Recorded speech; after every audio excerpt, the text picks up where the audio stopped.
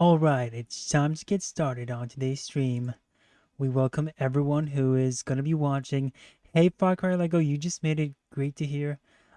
Because I know that you went to the movies to watch Spy X Family White Code. Is that what that was? Is that the name of the movie? I watched it myself and I was like, what's the movie for a second?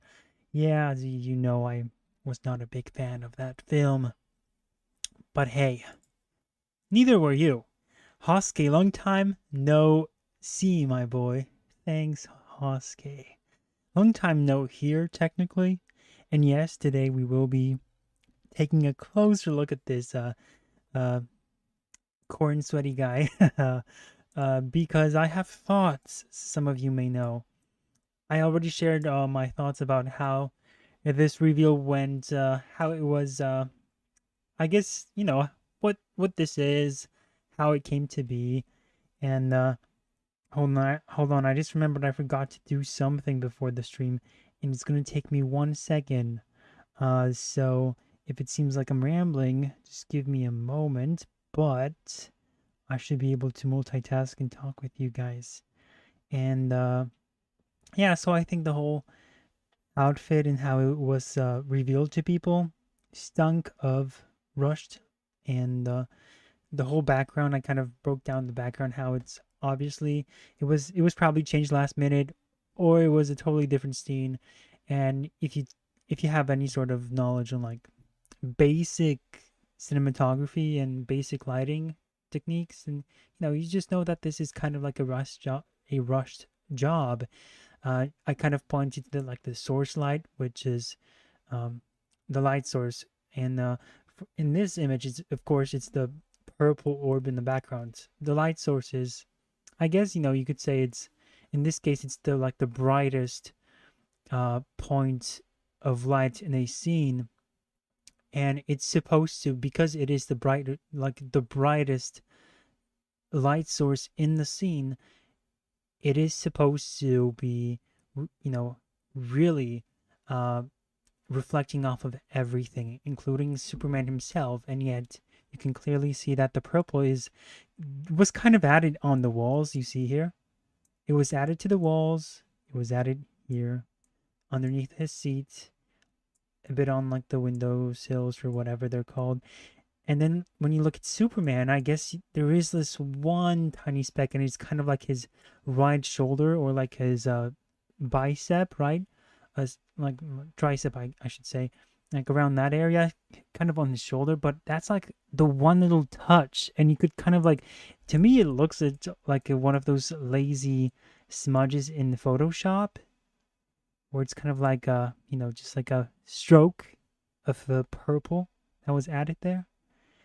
And then you look at the rest of the suit. It's where is that sort of reflection? It's nowhere to be near, and it's not here. So I think James Gunn knows that this isn't a good Superman costume. In that case, I don't know why he came up with it, why he even greenlit this. But at the same time, we've had so many awful comic book costumes, and someone greenlights those. Even people who have good intentions sometimes put out these awful. Somebody else, of course, makes them from the costume department, and so I guess maybe it might have been like a situation of, I don't know, maybe he was kind of stuck with this outfit, or they didn't have the time to stay like with to go with something else, and they had to decide for something. It's the same thing with the quality of this photo. It looks like it's honestly a fan made. When I showed this to people, some people wrote to me on Instagram and they were like, wait, that was official? That was real? Yes, it was. It looks like it's a fan made photo, specifically because of the lighting, mainly because of that, but also the background, which is, of course, like the visual effects, the green screen, whatever they did to that background. Of course, it was added in post production. I think even like the room that he's sitting in looks almost like it's taken from a bunch of stock photos. So everything about this image just screams cheap, lazy, and I think that's that. So again, it's like, hey, but why would James Gunn allow like, if you're gonna say that, hey, his costume, why would he not believe in his costume if he's the one who kind of he's a comic book fan. He's not really. Uh, he just kind of like read comic books as a child, but he wasn't really into them, and he always called them stupid. His words, not mine. And so he just kind of have some. He kind of has some recollection of just how popular these characters are. Just like Kevin Feige isn't like a Marvel fan; he's a Star Wars fan, and that's fine. I think that's great that Kevin Feige took the sensibilities of Star Wars, or like his fandom and passion for movies like Ferris Bueller and Star Wars, and then he injected that sort of passion into Marvel, which they're kind of adjacent geek um, spheres. So I guess it's not like it's okay. You don't have to be 100% a fan. You can clearly become a fan. I wasn't a fan of Star Wars, and I guess a lot of Star Wars hardcore fans would still probably not call me a Star Wars fan, but I do know quite a lot about the lore now, and I've watched the movies later than everyone else. But because I was a fan of the comic books, like the Marvel ones and DC ones, I kind of then started kind of getting interested in Star Wars around the sequel trilogy, which kind of makes me a fake fan in a way. If you're like a newer fan of Star Wars, I understand it's like a maybe I'm not going to call myself a fake fan, but I understand that there might be some sort of pushback on that because it makes sense. There's a lot of tourists around, and that's not to say that newer people cannot become fans. I am the sort of person who, I think that, of course, the opinion of the fans matter a lot. Sometimes it doesn't because, as you can see, it's now kind of hard to differentiate who is the real fan, who isn't. I mean, for me, it's not. But even now, you kind of have a lot of people who did read the comic books when they were children, and they're just kind of fine with whatever is being put out by Disney or Warner Brothers. So you have even those people that kind of exist there, and they're very compliant with all this stuff that's coming out, and they're like, yeah, this is the new Disney stuff. Phase 4, Phase 5 is amazing, or it's great, or it's underrated. And I have spoken to people who have read those comic books, so they do exist. They don't just read the wiki pages. I was gonna call it Wikia, but I think that was like the old name for the fandom websites. So yeah, the costume itself, um, not anything. Oh yeah, just one more quick thing. So like, yeah, even the room looks like a stock photo, and even if you have like people who say, well, James Gunn put his, it's his baby, it's his big project, it's what's going to start off his entire new universe. Why wouldn't he, why would he think that it is weak? Well, just look at the quality of the image. Does that look like something that you would defend personally as like a creative choice? Not necessarily. So clearly, people who have passion have, and I don't even think he has that really. I think he's doing it for other reasons that are more related to him trying to become uh, a big name in the superhero sphere and in comic books. And I think he looks at Superman and he realizes that that's the character that he can kind of latch onto, bandwagon. And I think that's what James Gunn is when it comes to going with DC. I didn't have a major problem with him when he decided to do the Suicide Squad because that made sense for him. That's the sort of property he probably gravitates towards too, even though he probably never read those comic books. And I don't think he even read the Superman ones until he started working on this movie. Again, this guy has you can, like, if you look at his post, and I go over this on my Instagram stories, this guy is not reading the comic books. He hasn't read them, and he's doing a lot of research now. And I don't have a problem with that. I haven't watched every Superman movie, which we'll also kind of touch on.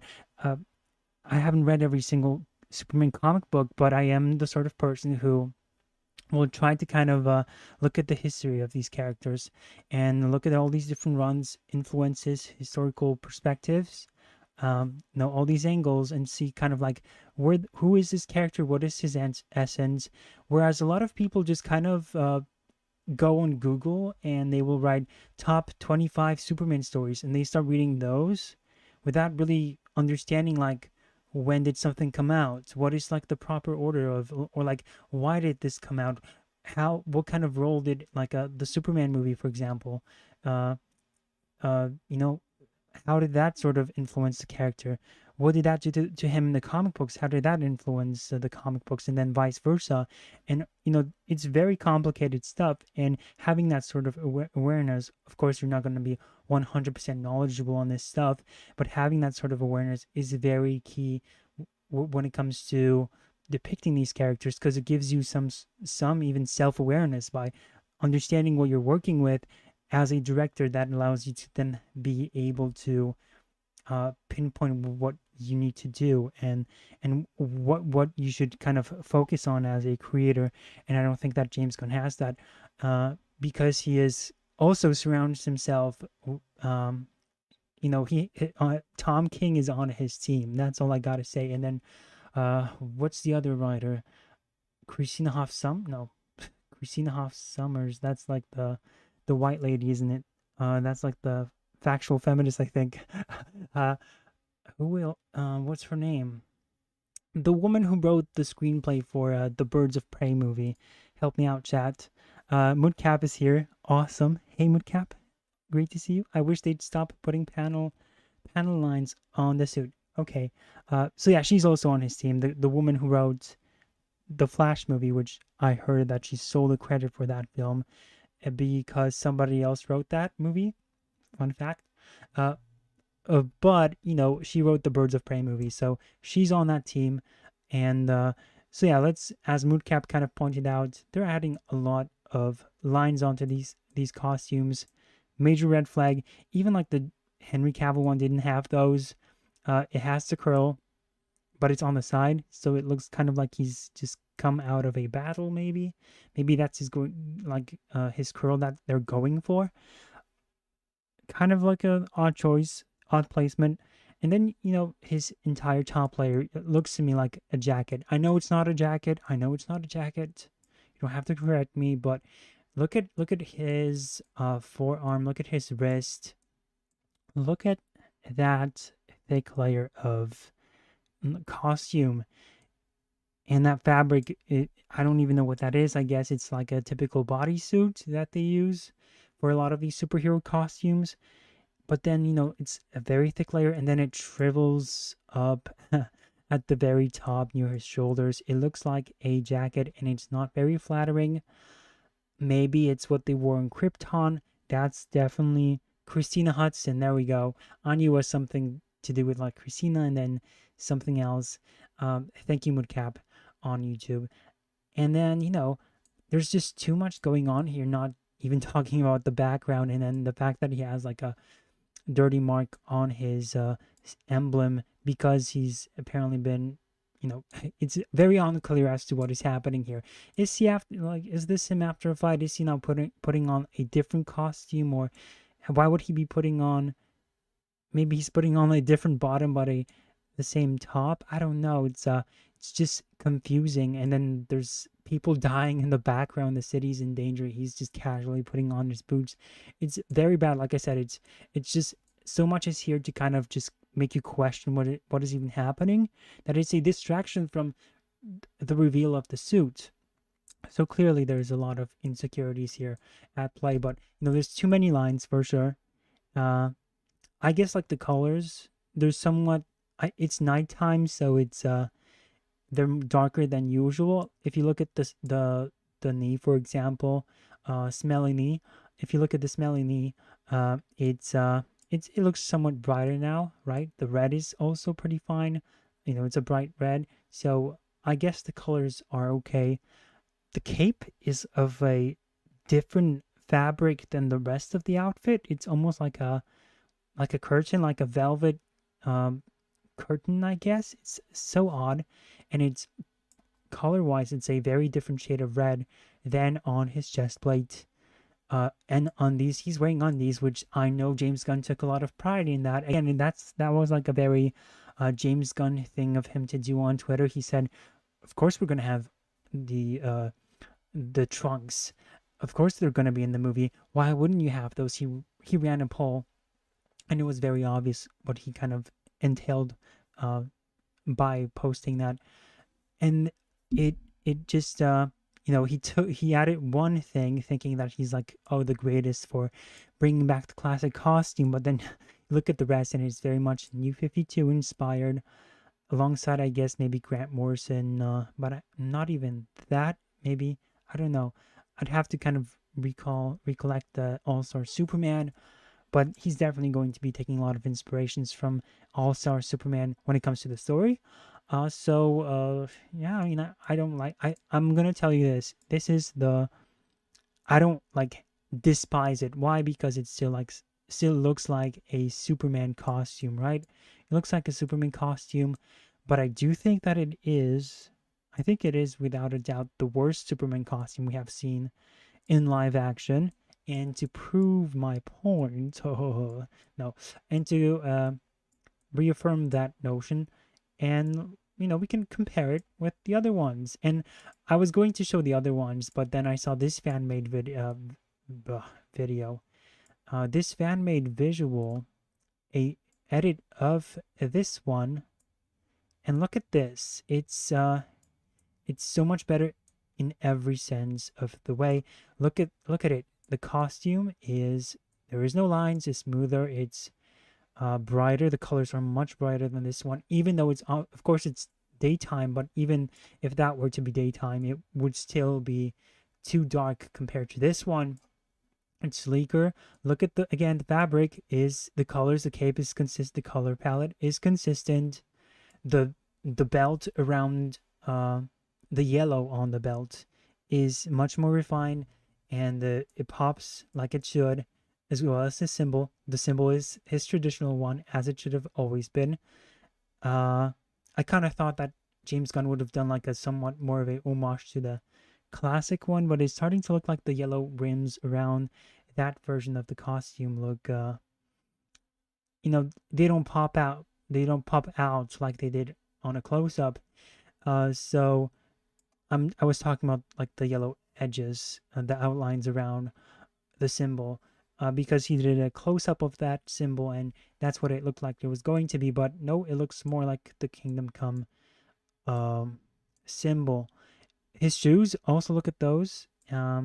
Again, creates a V shape, which is also in line with the comic book version. This one is kind of like the one we have in the background is much more. Let's see.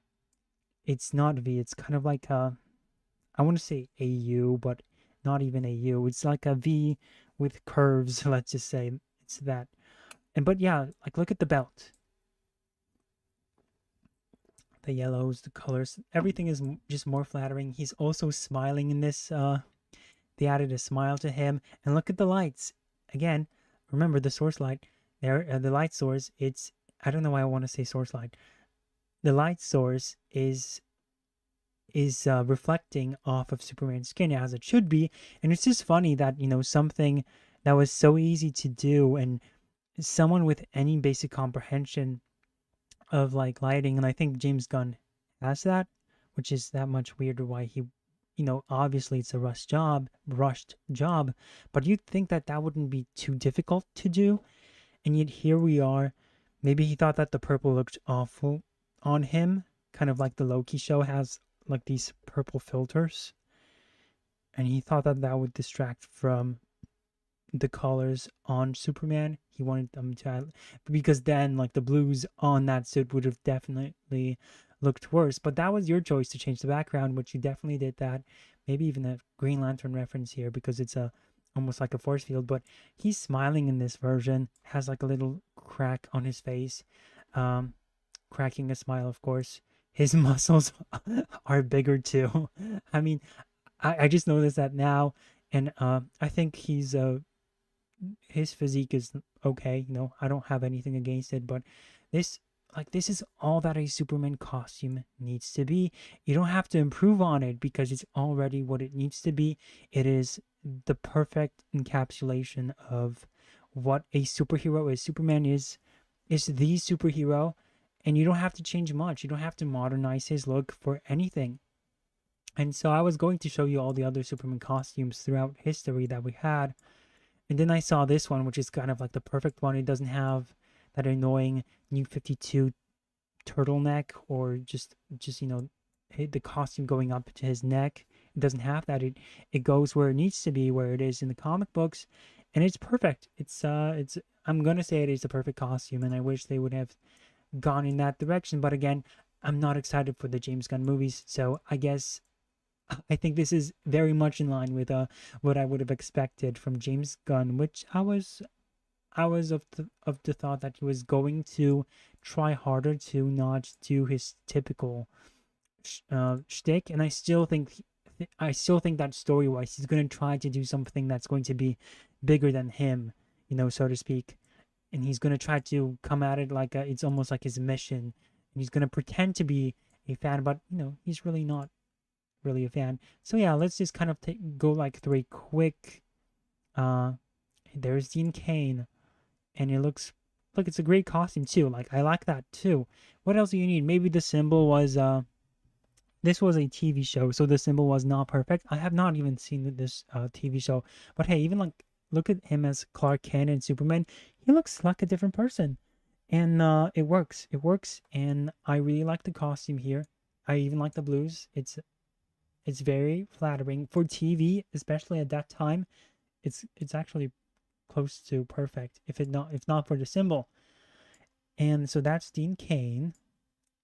What else do we have here? Oof. So yeah, it's this one is I did say it was gonna be like the worst one out of all the Superman outfits that we've had, including this one. I think this one is even better because it has, I don't know, does it have less lines? It does have less lines, and the shoulders look better. I just don't like, I guess, his physique, and I think Tyler is just a total miscast for the role. He's not like Dean Cain, who is able to kind of like look as he pulls off that Clark Kent look, And Moocap also says, and it actually gets the logo right when you're talking about the that fan made one, and that's Tyler. I'm not a fan of this one, but I still think it's better than the James Gunn one. The David Corenswet one. This was his other look in the series. Hold on.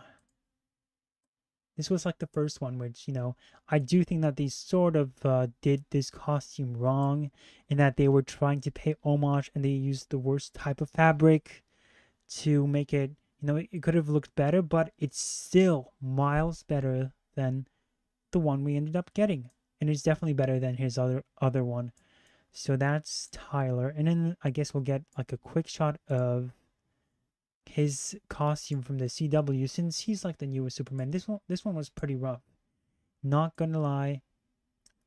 Look at those lines, so many lines. And the belt looks kind of off too.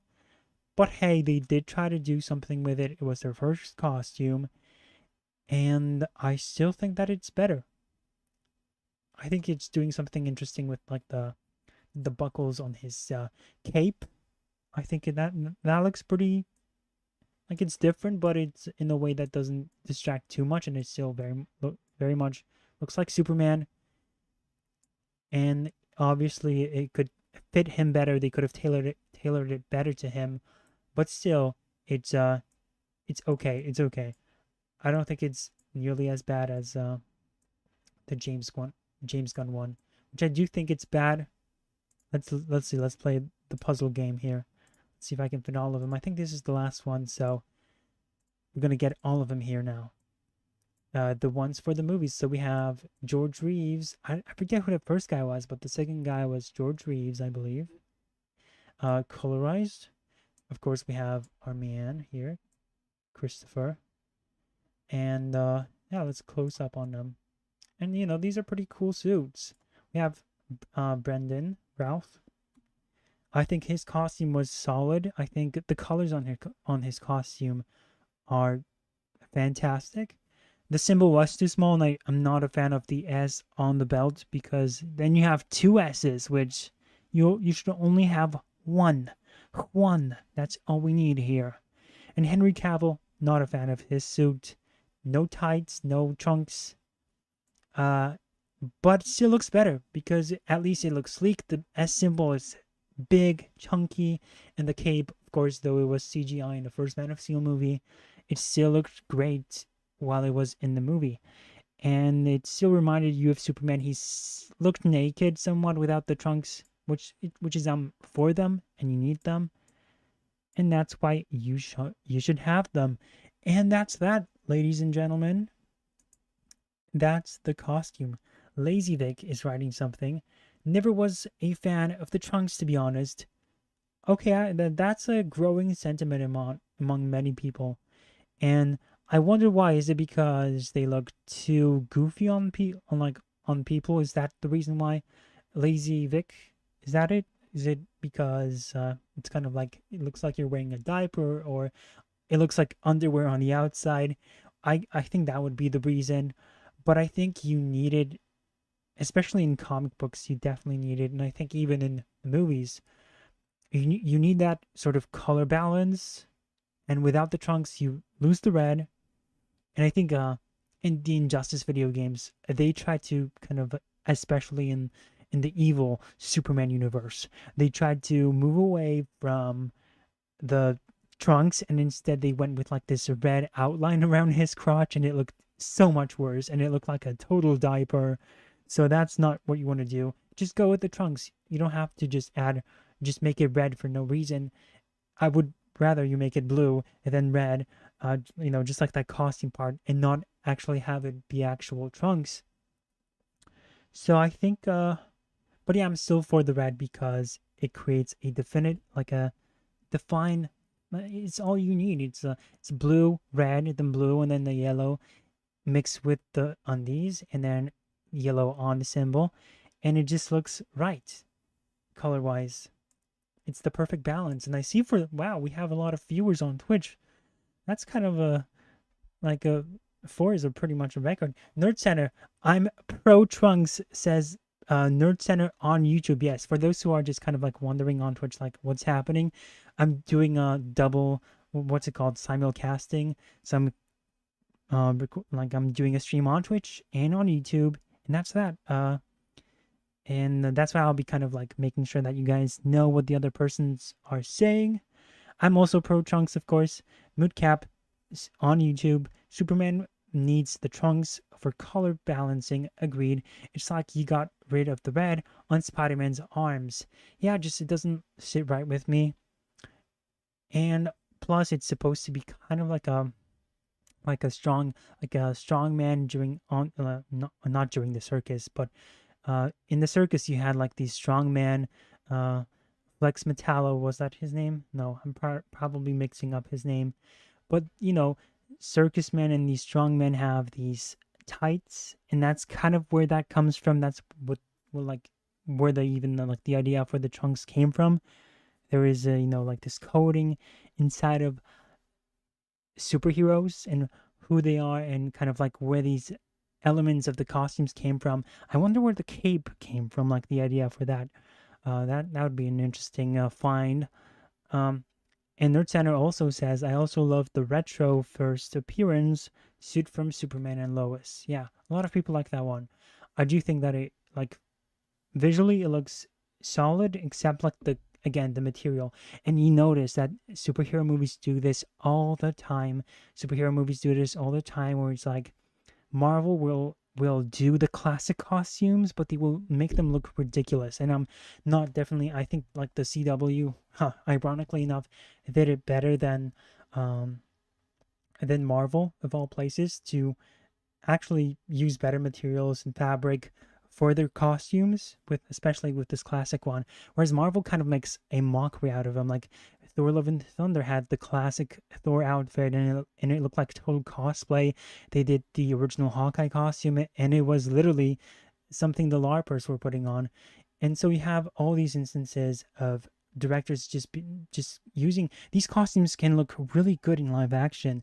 I know that we've been told that they look silly, but no, they don't. I think that if when you look at it from a perspective of their world, and if you do a lot of world building and everyone is wearing these costumes, it really ends up looking like a Alex Ross. It can look like a Alex Ross painting.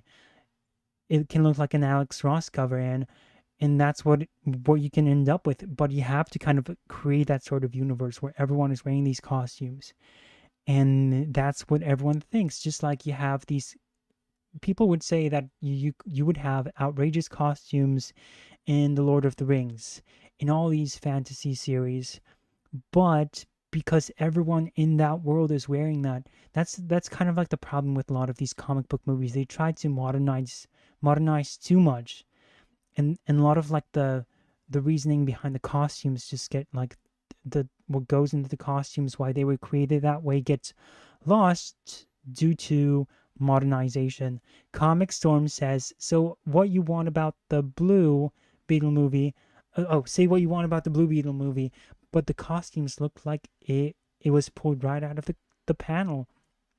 Agreed. I haven't even watched that movie because of the fascist Batman line, and I was just like, nope, done. I'm out. Plus, it looks like the lighting is just again coming back to the lighting, but it looked like a cheap TV movie.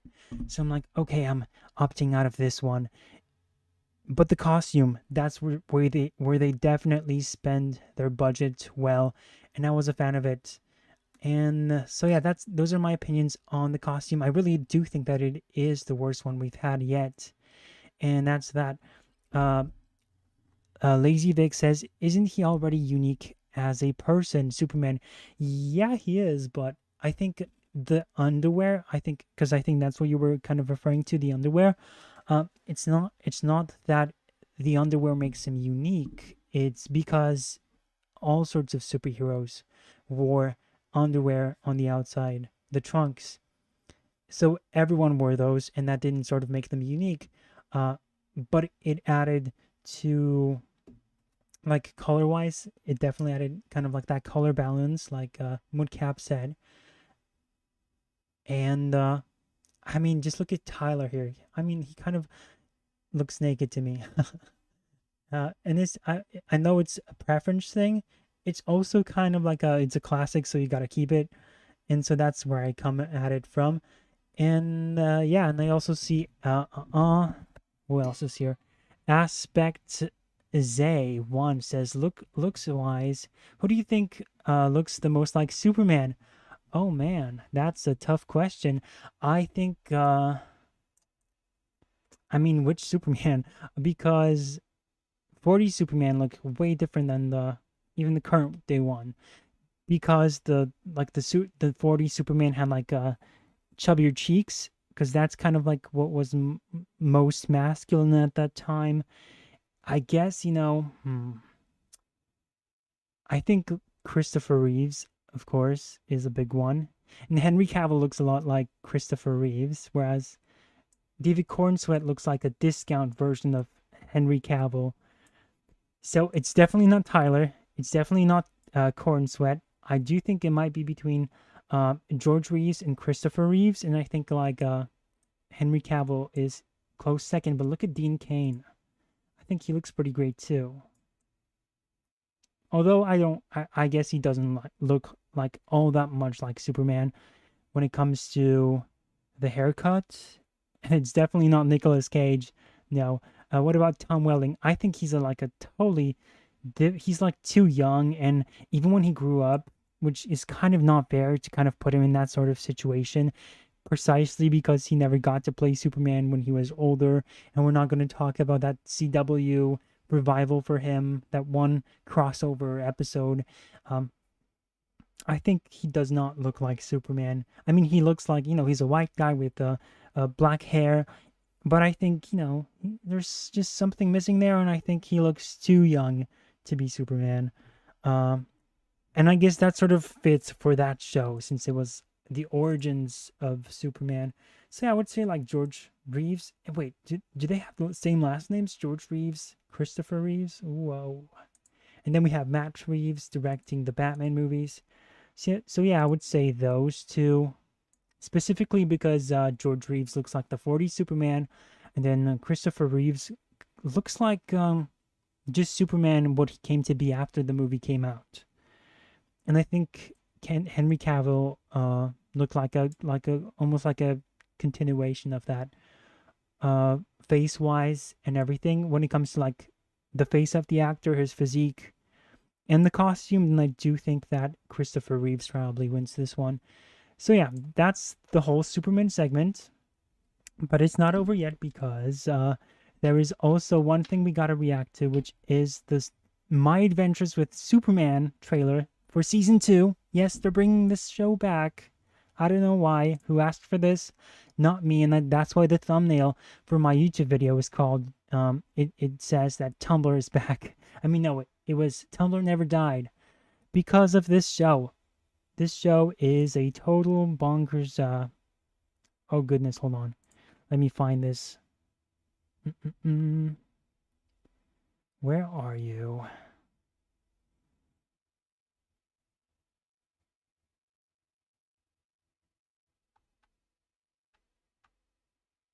Did I what? Did I accidentally delete it or something? Impossible. That's the red dot. Well, well, well. Okay, I found it. Got it. And it's back. Okay, cool. I got it, guys. The trailer for the Superman. Who the heck are you? Let's just kind of put a big screen. And then after this, we're going to kind of move on to the game. But we're also going to watch not... I'm going to do like double, like one window is going to be... there's going to be the game while we also watch something else in the background. Because that's kind of like a format that I like. Let's see. Pain, says Moodcap. Yeah, it's disappointing. Nerd Center, Christopher Reeves looks like the John Byrne Superman. What you mean to say is John Byrne looks like the Christopher Reeves version. But yeah, like the John Byrne version looks pretty much like what you see today, or at least what it should be. I think that's like the most definitive version of Superman, at least like the jawline, what his head looks like. That's what it should always be about. Yeah, and I think this show, My Adventures with Superman, I mean, where do I even start? Not even talking about like the whole Jeremy Olsen got race swapped, and it's like Lewis looks totally different, like a um like a boyish Latina, and it's like, what are you guys doing with these characters? And then the way that Superman sounds and the characters and how Mr. Mxyzptlk looks. It's just everything about the show. Deathstroke. Goodness. If you haven't watched the show, then you are lucky. And that's all I gotta say. Let's watch this trailer. It's fairly short, so at least we won't die. Comic Storm, Jack Quaid's voice does not fit Superman, in my opinion. Agreed. I mean, just look at this. Let's just listen to this. Stay away from my friends. Stay away from my friends. I mean, if I was voicing him, that's almost like if I were voicing him. It's like, no, do not get me to voice Superman. Get somebody who has like a low voice, high on testosterone. What am I saying about myself? And somebody that just emanates Superman energy. That's what we need here. We need a confident, cool guy who is on top of everything, who doesn't sound like he's going to break his nails or something, or that he's going to obsess about kitties with Lewis and then obsess about it on Instagram when they watch these cat videos. No, that's not supposed to be Superman. That's not what we want. And that's Lois, of course, with her pants and jacket. And the promo for this, the promo has them in space, and they're wearing cat ears. Which, come on, it's like this entire like TV show. Of course, the target demographic is almost like this Tumblr spirit that never died. I think Tumblr was, of course, the social media that a lot of weirdos used, and then once they banned porn, they migrated to Twitter. A lot of your typical liberals, progressives who just kind of love a lot of shipping, the typical fan fiction stuff. Tim Daly is still the Superman voice goat. I mean, you really can't compete with the animated series voices because they're just too classic, and I think a lot of people will just I mean, that's the sort of voice you really need. That's like the blueprint. I don't know why they want to deviate, but again, it's kind of trying to appeal to that feminine side, not just women, but also like the men who are more feminine and like this sort of stuff. That's what it's kind of appealing to. Halo Infinite also added cat ears as a cosmetic, so but that's not supposed to be superheroes. That's not what this is supposed to be about. Yet here we are, and that's that. Lewis, what are you doing on this truck? Lois, Jimmy, and the Man of Steel are back. There was the cat ears. You guys saw the cat ears, and that's not Jimmy. We know that's not Jimmy. And Who the heck are you? okay, yeah, fine. Let's watch this. Stay away from my friends. Okay, there she is. Lois, Jimmy, and Cat the Man ears. There you go. You saw them again. See, Adam- this is a acceptable Superman costume, right? You know, that's what it should be. of Steel are back. Just 3 best friends.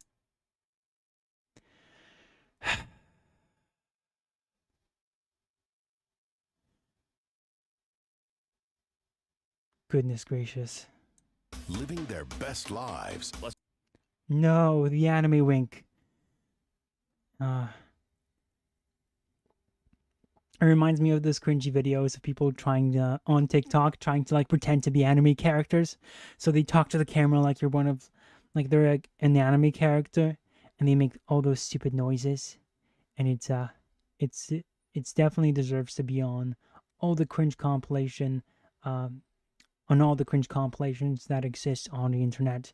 I am dying of cringe right now. Speaking of cringe, that's right. Far Cry Lego. Well, guess what? You're just gonna have to put up with it. Notice the logo looks similar to James Gunn's.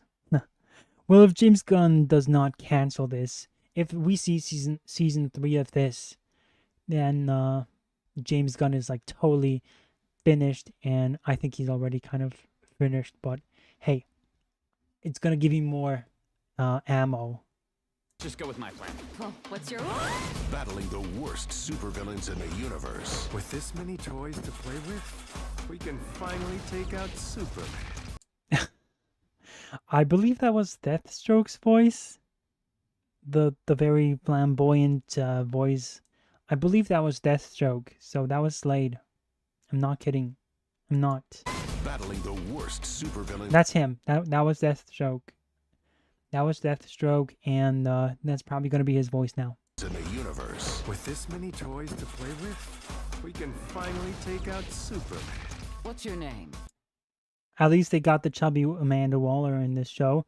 It's kind of crazy how now they decide to be faithful to the characters, but when it comes to Jimmy Olsen and Lois Lane, they just had to change them. Again, they know who they're appealing to. Who's this character? Lex! Lex! Oh no, he's not even a ginger, but what are you doing? He's like 15 years old here.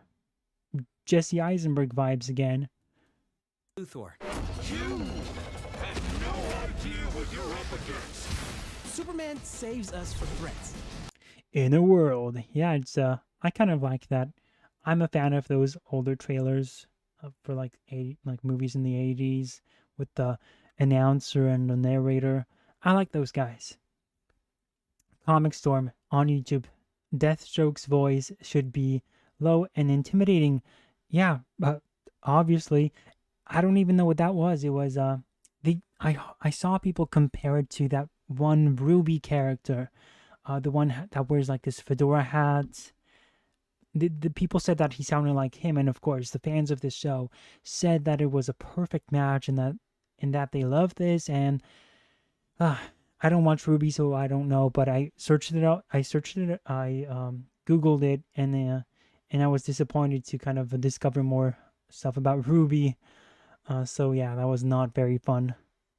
Ever since that alien showed up, Metropolis has been a parade of freaks and destruction. I will take what is rightfully mine and Not Ruby. I don't watch Ruby, says Far Cry Lego. Yeah, I assume most of us here don't. Only Rooster Teeth show I watched was Red vs. Blue, says Far Cry Lego on YouTube, up to season 13. Don't torture yourself with Ruby. Don't worry, I won't. build the Kryptonian Empire. Run! Get out of here! Honestly, is this animation better than the X-Men 97 one? I'm actually curious to hear what you guys think on about that. Is this animation better than the X-Men 97 one? Because I do see a lot of people saying that they like that animation, which to me I don't understand. In this one, of course, it does not fit Superman at all. So it's like a double-edged sword. It's not, for me. It's I don't know. It's like picking your poison. Hoske, why are there so many people here? Says Hoske on Twitch. Reminds me of a 2000s movie trailer. I don't know why there were so many people, but now there's kind of gone. So very odd. Maybe because I selected Doom as the game and it shows like the 2016 icon. Maybe that. Maybe. But that's so weird because on the Twitch stream, I saw how many views I had, and usually on Twitch I get like 7 views, which on YouTube I get like easily like 50, 70, sometimes 100, sometimes even sometimes the videos for whatever reason take off when the algorithm picks them up. And I had one stream get to like 1,000. I'm like, what is going on here? But with Twitch, it's usually like 3 to 7 people views, and then the last stream had 25 people, and I'm like, what's going on here? What is Twitch now doing to me? I'm not complaining. I can't not hear Ron Perlman when I think of Deathstroke, says Nerd Center. I can. That's the weird thing. I never hear voices when I read comic books. I just read. I never imagine the voices, what they sound like. I'd have to specifically go out of my way to think about that, and that's the only time I ever hear voices. Maybe there are some exceptions. Maybe the Batman voice for Kevin Conroy. That's it. Marvel Heroes MMO opening cinematic had amazing animation. Did they drop that? Wait, the MMO, are you referring to the new one that's supposed to be coming out, or is there like a different one? Oh my goodness, I think the one for like the iPhone and the iPhone for iPhones and Androids, right? There was like that one. I know what you're referring to, probably the one with like Ghost Rider and Deadpool. We might have to watch that one. Do you remember what it was called? It's like a short one. Think it would be that easy. My Adventures with Superman Season 2 premieres May 25th from midnight to 1 a.m. on Toonami. Next day on Max. Toonami? They brought that back and that's what they're playing? Not alone? Heroes unite. Kara's back. I mean, whatever. Let's see what she's wearing. She's probably wearing the long pants. Show them to me. Rebuild the Kryptonian You Empire. can't have Supergirl look like Supergirl anymore. Did you think it would be? Where is she? There she is, and yeah, she was wearing the new 52 outfit. And they're recommending these comic books. I'm not a fan of All-Star Superman. Not gonna lie. I think it's overrated. I think I heard somebody say, like, make a review of it that, first couple issues are fine, and then with every other Grant Morrison comic book, it just goes crazy in the second half because the editors just don't, they don't oversee him at that point anymore. And I would agree with that. I think Grant Morrison is just totally overrated, and it pisses me off. Sometimes I guess he has some great stories. I know that I think Nerd Center, he very much likes the GLA run, and yeah, that was what I heard. And like I assume like everyone occasionally has a good run. I think even Tom King may have had a good story here and there. I know, crazy, but there's an expression about like a broken clock being right being right twice in a day or something. So it happens. People just sometimes luck out.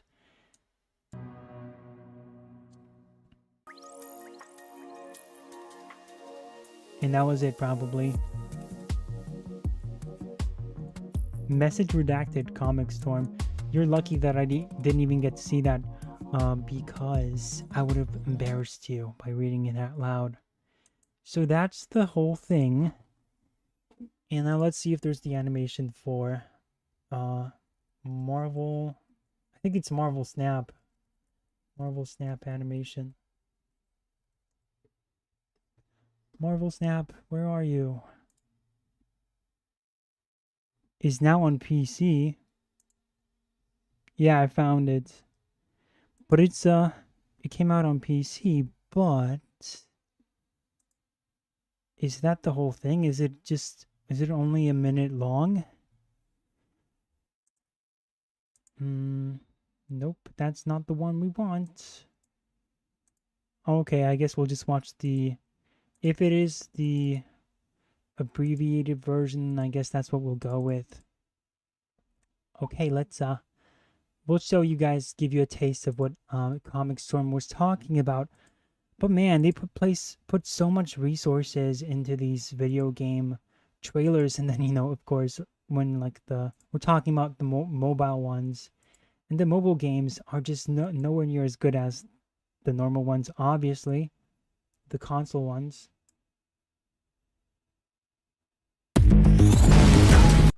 There it is. And look at this. I mean, just look at it. It's beautiful. And that's Ghost Rider. And if they made a TV show like this, if they made a cartoon with this amount of...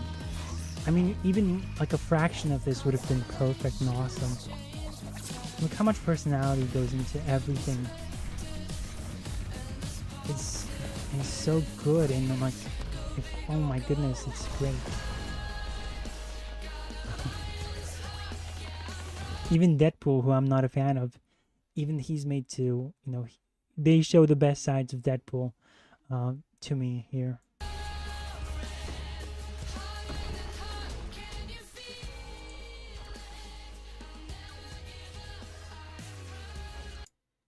So we got the Squirrel Girl character with the Sailor Moon reference here. And now we're gonna get Moon Girl and Devil Dinosaur probably.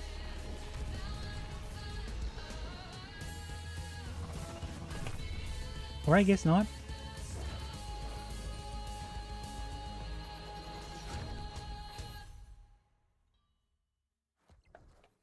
Okay, and that was that. But that was pretty cool, right? Now it's a great piece of animation.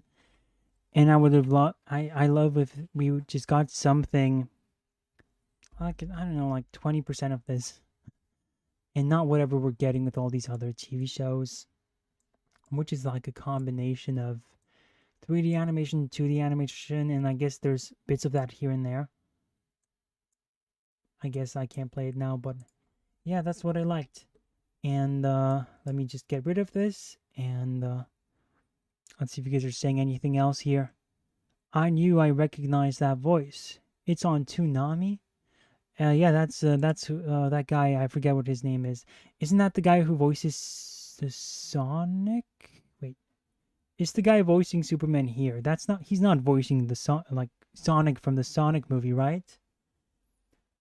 I DM'd you the trailer. I meant the one I sent you should have Dr. Doom on the thumbnail. Ooh, nice. So I guess it might be a different one.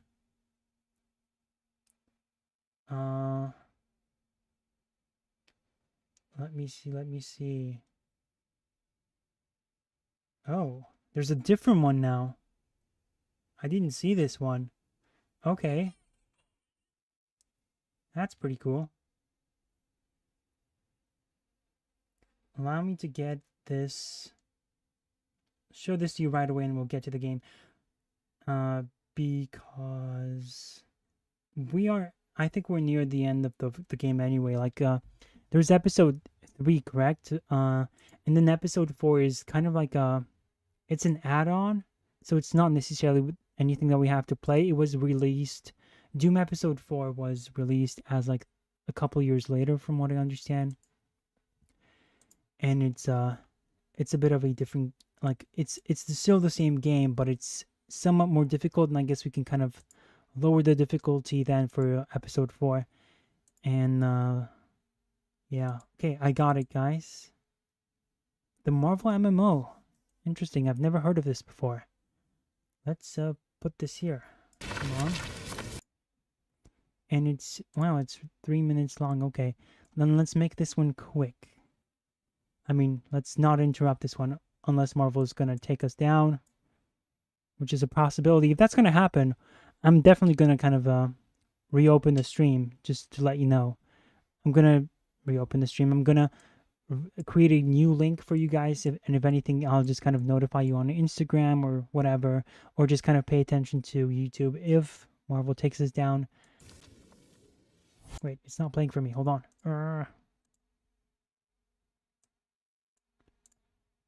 There we go.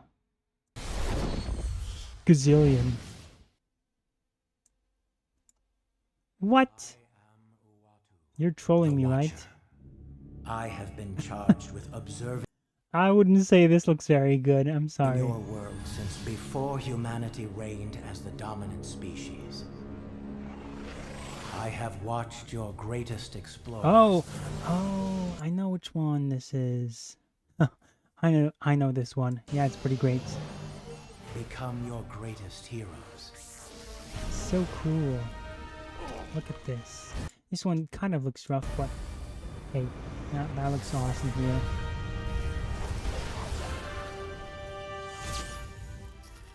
I have watched you turn axe. That's that haircut looks like it's Andrew's haircut, sort of, you know? Accident Andrew Garfield. into triumph. I guess it's kind of like different forms of art styles here. It's great for Spider-Man 2. Yes, and look at this. The shading. The shading for the Marvel Spider-Man. Remember that cartoon? Is that still on? I guess it's not. But the big criticism with those cartoons was that they didn't have shading, and even the Disney ones, like the Avengers ones, and the Ultimate Spider-Man even. I think Ultimate Spider-Man was better. They always struggled with like the shading. Define a lifetime. Run, Rick.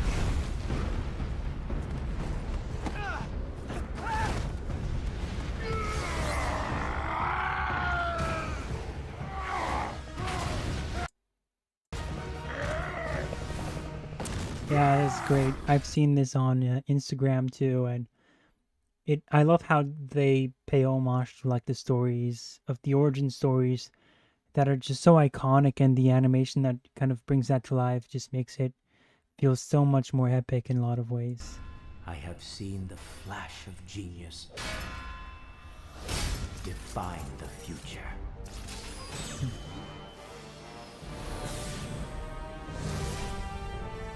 I have watched legends born.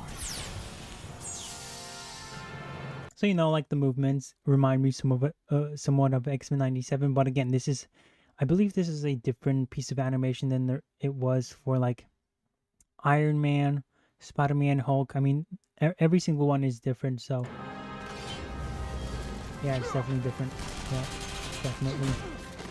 This one's the weakest one for sure. It looks like it's still in like the draft stages.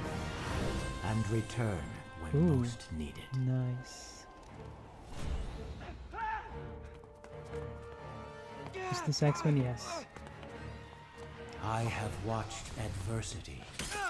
Like even me, who I'm like kind of mixed on X-Men. There's aspects to X-Men that I admire so much, and like all this stuff, just like kind of like how you kind of unleash your powers as a kid, and all those scenes of like X-Men in the original X-Men movies. Even those when kind of like Angel in X-Men: The Last Stand is, you know, he's cutting off his wings. It's just all that stuff is, you know, just so awesome to watch. Turn into purpose. It's perfect.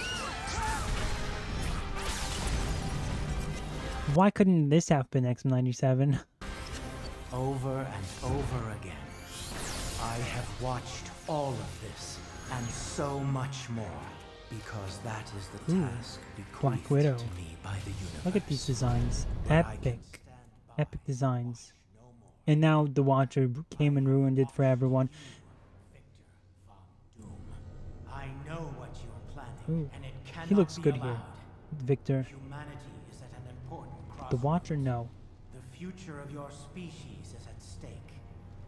So today, I have broken my Watcher's vow to never interfere with the course of humanity. Don't break your vow. I am here.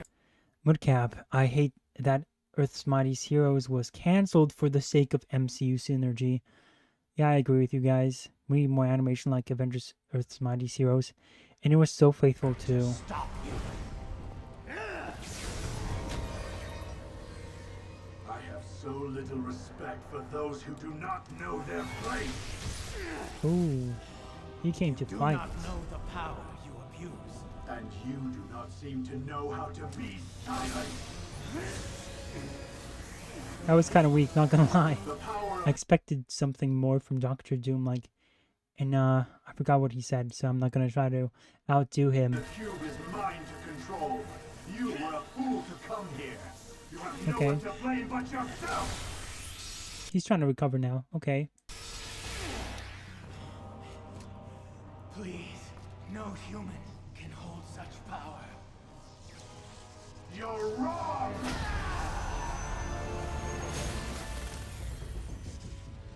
The Red Skull.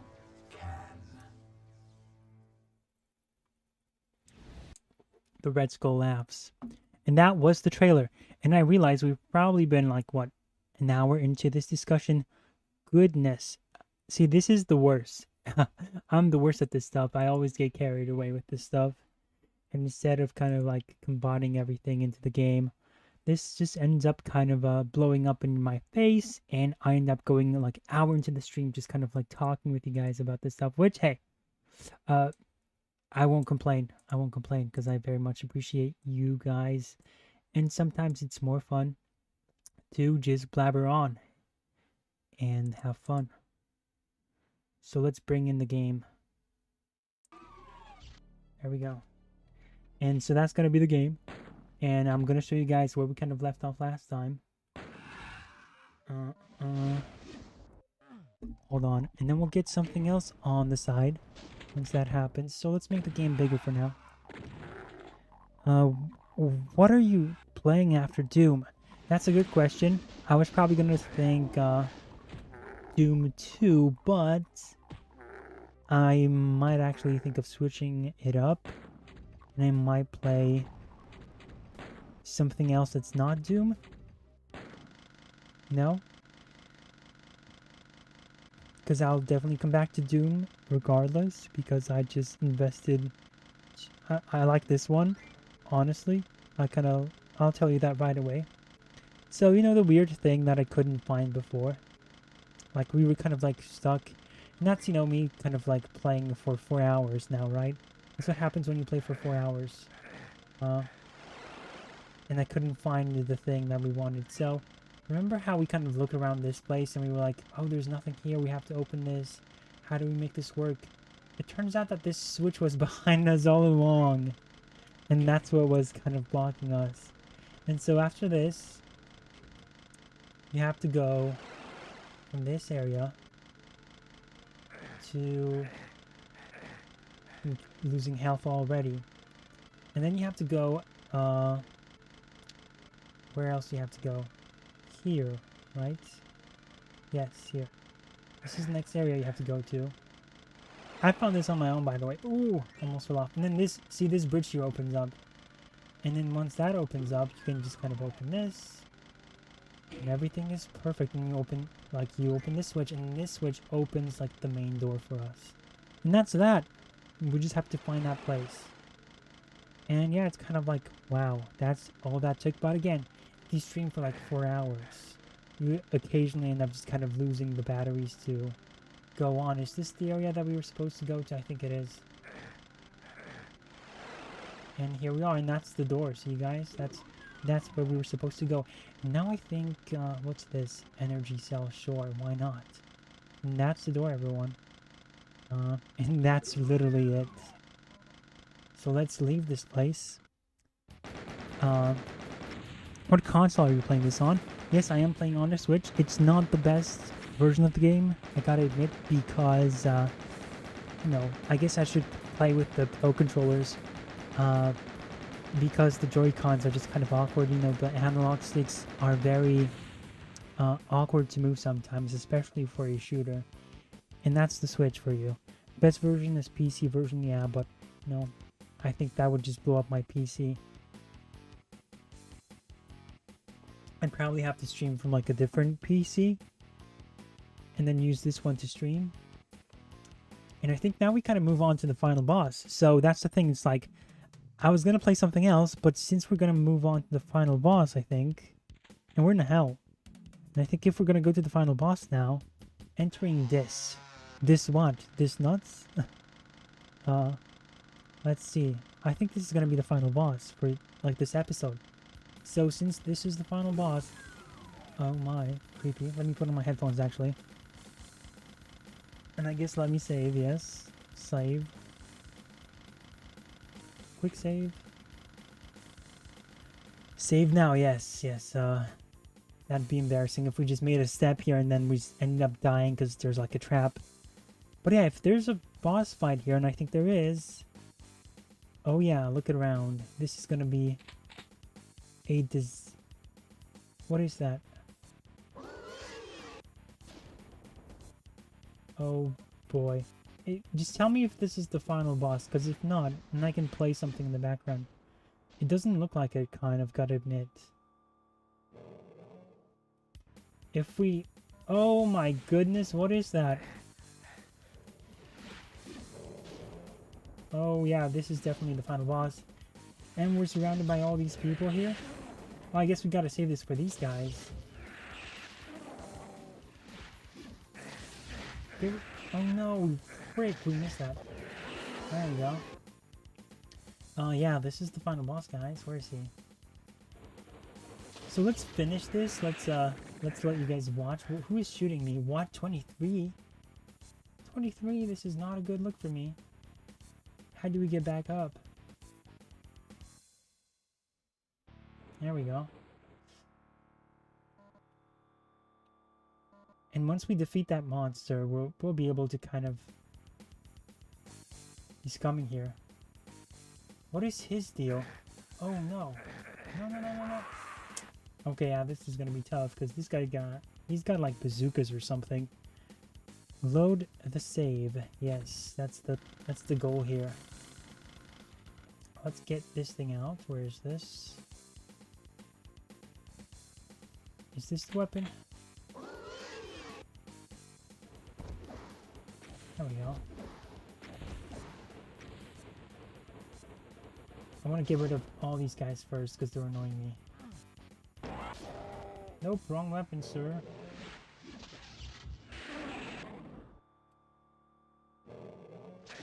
Whoa! Oh wow, it's already over for me. Yeah, let's reload that quick. Dang, this guy's gonna be tough.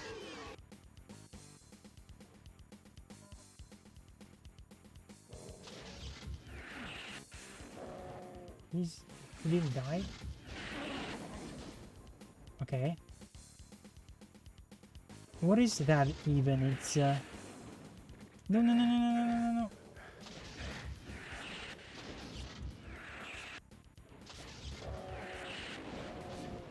Wait, they're fighting? Okay, I'm not gonna interrupt you guys. You guys fight. And he killed him. Oh no.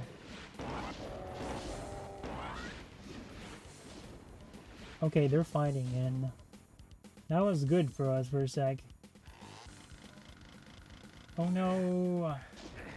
Screw this. This is tough, guys. Use the BFG on the final boss, not the other enemies. Please save for the final boss. Load the save. We use BFG. Not use BFG on Spider Mastermind only. Okay. BFG's only on this fatso. Sure, let's do that. I'm always scared of pressing save, quick save, when I'm out of all this stuff. So what am I... what's the best strategy for this then?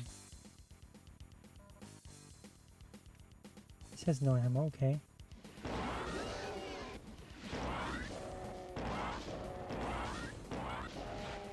Should I use the explosives then? What is going on?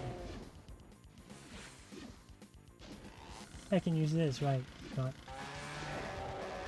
Whoa, whoa, whoa, whoa, whoa, whoa, whoa. We already lost 50%. You guys get into a fight again, please. Just leave me out of this.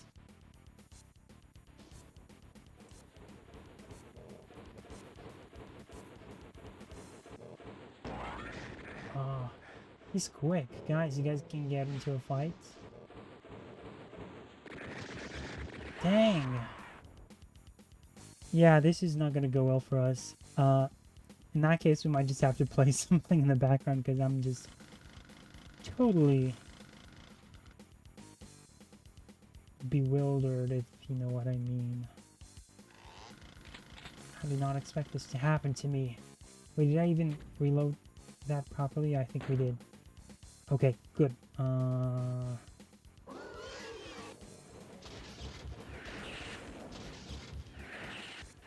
Oh yes, they're fighting. Good. Dang, already 50. What? This guy's impossible.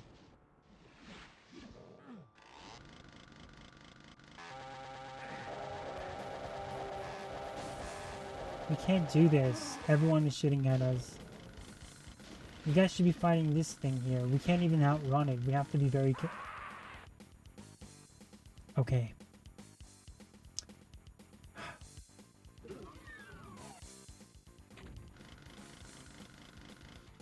In that case, I don't know what the best... We have 79% lives.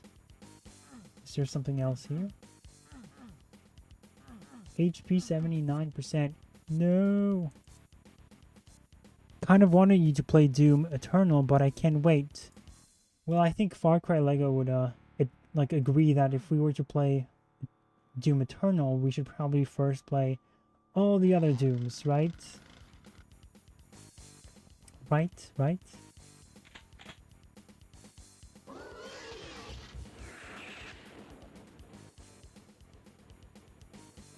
Okay, let's use the... Not the explosive. I guess we can use the explosive. Let's see what happens. Okay, that worked. I guess let's just kill these guys. There's no point in...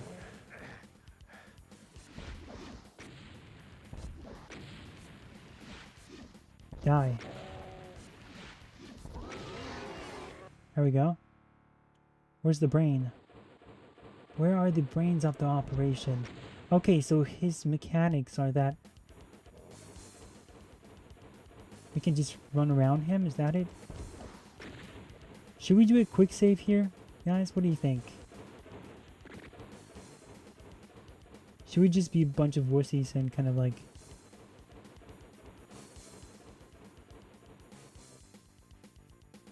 just act scared all the time? Where is he? I'm scared. There he is. Ooh! I'm stuck on a wall. Nope. Leave me out of this. I know I should be using the BFG now. Fine, I'll use it. Oh. Have at thee. I just want to make sure I don't miss. No! Did we miss? I mean, we didn't, hopefully. Did we get hit? Should we save this? I don't know. You can skip Doom 3, play Doom Eternal after Doom 1, 2, and 64, and 2016. See, that's... I told you, Far Cry Lego wants us to play all of them. Except for Doom 3, that's the one he doesn't want us to play. So, I mean, well, we still got ways to go, if you know what I mean. Use chainsaw on everything besides spider mine. That's tough, you see, because once I use chainsaw, then everyone else starts to attack me. And that's a position I don't want to find myself in. And maybe I shouldn't save, because I don't see you guys saying to save now. Even though, because we have like 58%. That's the only thing that's kind of making me apprehensive about this. If it was like 70, then maybe yes. Use BFG on final boss. Only don't use it on anything else. Okay. Let's get it from the behind. Ah, there we go. What? What? We did it! Yo! We did it! That was quick! 1 minute and 45... No, sorry, 2 minutes and 51 seconds. That's incredible, guys. We did it. We beat the boss. That wasn't even difficult. We listened to Far Cry Lego, and we won. What's the ending of the story?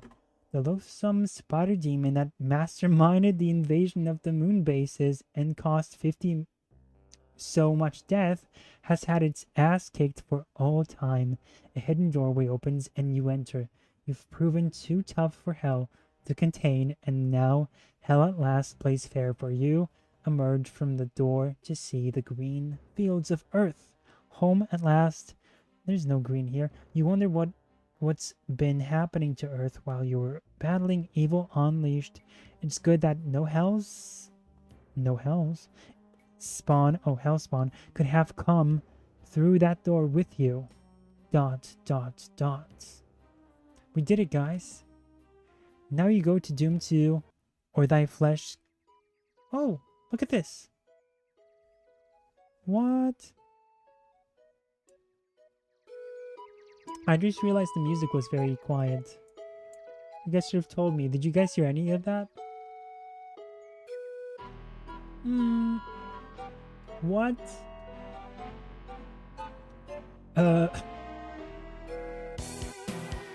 Oh, he came out of the ground.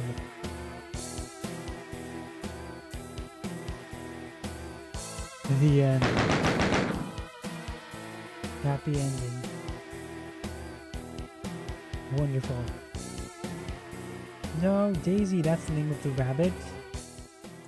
That's the name of the rabbit, Daisy. We've never seen this character before. And that's it, guys. So, that's the first Doom. I guess we can, like, kind of continue playing the other episode. We'll see how it goes. Like I told you, I'm going to go in the lower difficulty. And while we do that, we're going to watch something else. So, I guess I should give you my thoughts on the first Doom. And, we'll see how the episode 4 goes. If it's, like, totally difficult, like a lot of people said. What is that thing? Did we fight it? I guess. But I gotta say, I was a fan of this game.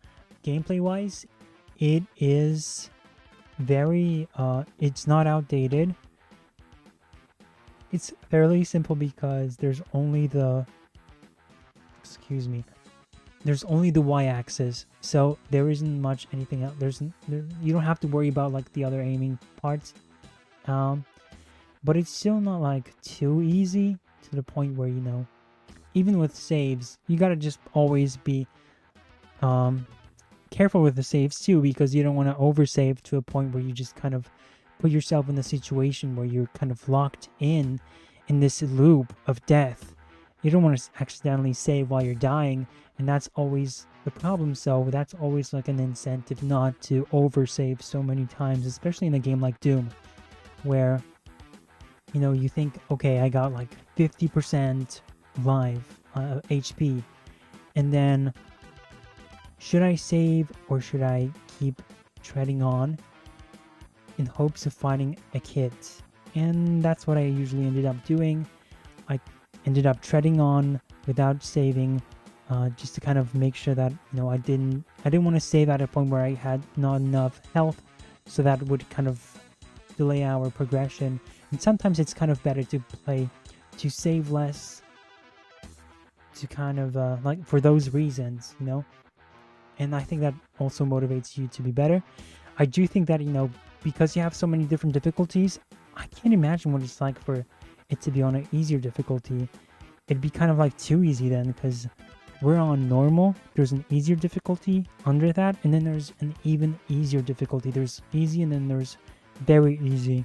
So, you know, I'm not a fan of that stuff where you have so many difficulties. And then that's one thing. If there's multiple difficulties, I think you should have one, because that's, you know, game design is all about perfecting that balance, and it's not always easy to balance every difficulty. And I think multiple difficulties are still better than having custom difficulty like Spider-Man 2 has, and all these other modern games where you can kind of like make your own difficulty.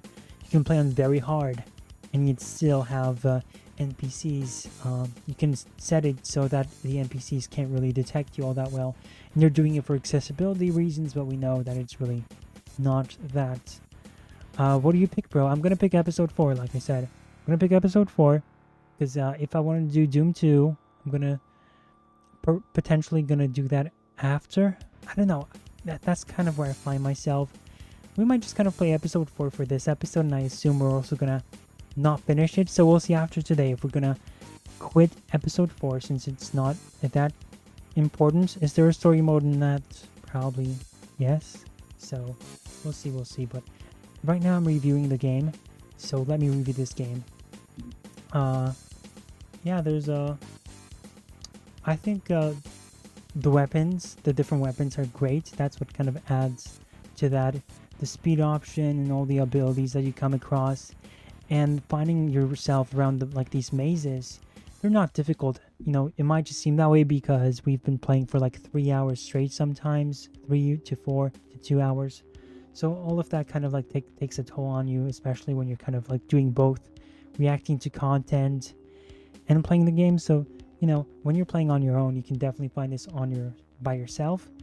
It's not too easy because you kind of have to always think where you were and kind of know your place around, which is good. I think when I was playing when I finished the first Tomb Raider, I think even though you can get somewhat, I don't know if you can get lost, but the thing with that game is that it is too easy in that you have to take one, let's see, like if you take one switch, then it opens up a different door, right? That's what happens. And then you go to a different room, you find a switch, you switch it on, and then it opens a different door. So, you know, it's kind of like a thing where it's just constantly giving you switches. And it's like, oh, this thing to that thing, and there's nothing very much complex about that. And the platforming is the difficult thing about Tomb Raider, but this one is, it's a treat in that terms. I don't know how I kind of approach like the whole demonic aspect to this, because there is I feel like it's sometimes kind of I mean it's like it's standard. I don't have like any opinion. At the same time, it's kind of like of course it's not like, I don't think it's in support of Satanism or anything of that sorts. I just look at this sort of stuff, like this sort of media that always take inspirations from demons, and DC Comics does that too a lot of times, and I think that they do a worse job because, for example, Lucifer is kind of like a hero, for example, in one of the comic books, and I'm like, okay, now that's a bit too far. Whereas in this, they're pretty, like, it's pretty clear that the demons and the devils are the bad guys, and you kill them, and it opens itself up to like that sort of interpretation that it, you know, it's fun and hilarious.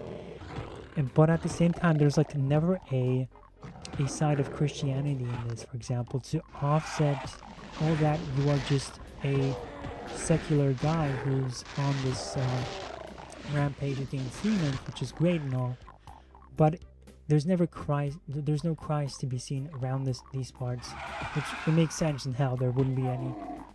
But you know, even like you know, when you look at the characters, you know, there's not an ounce of that here. And I always find that very interesting that people always like to,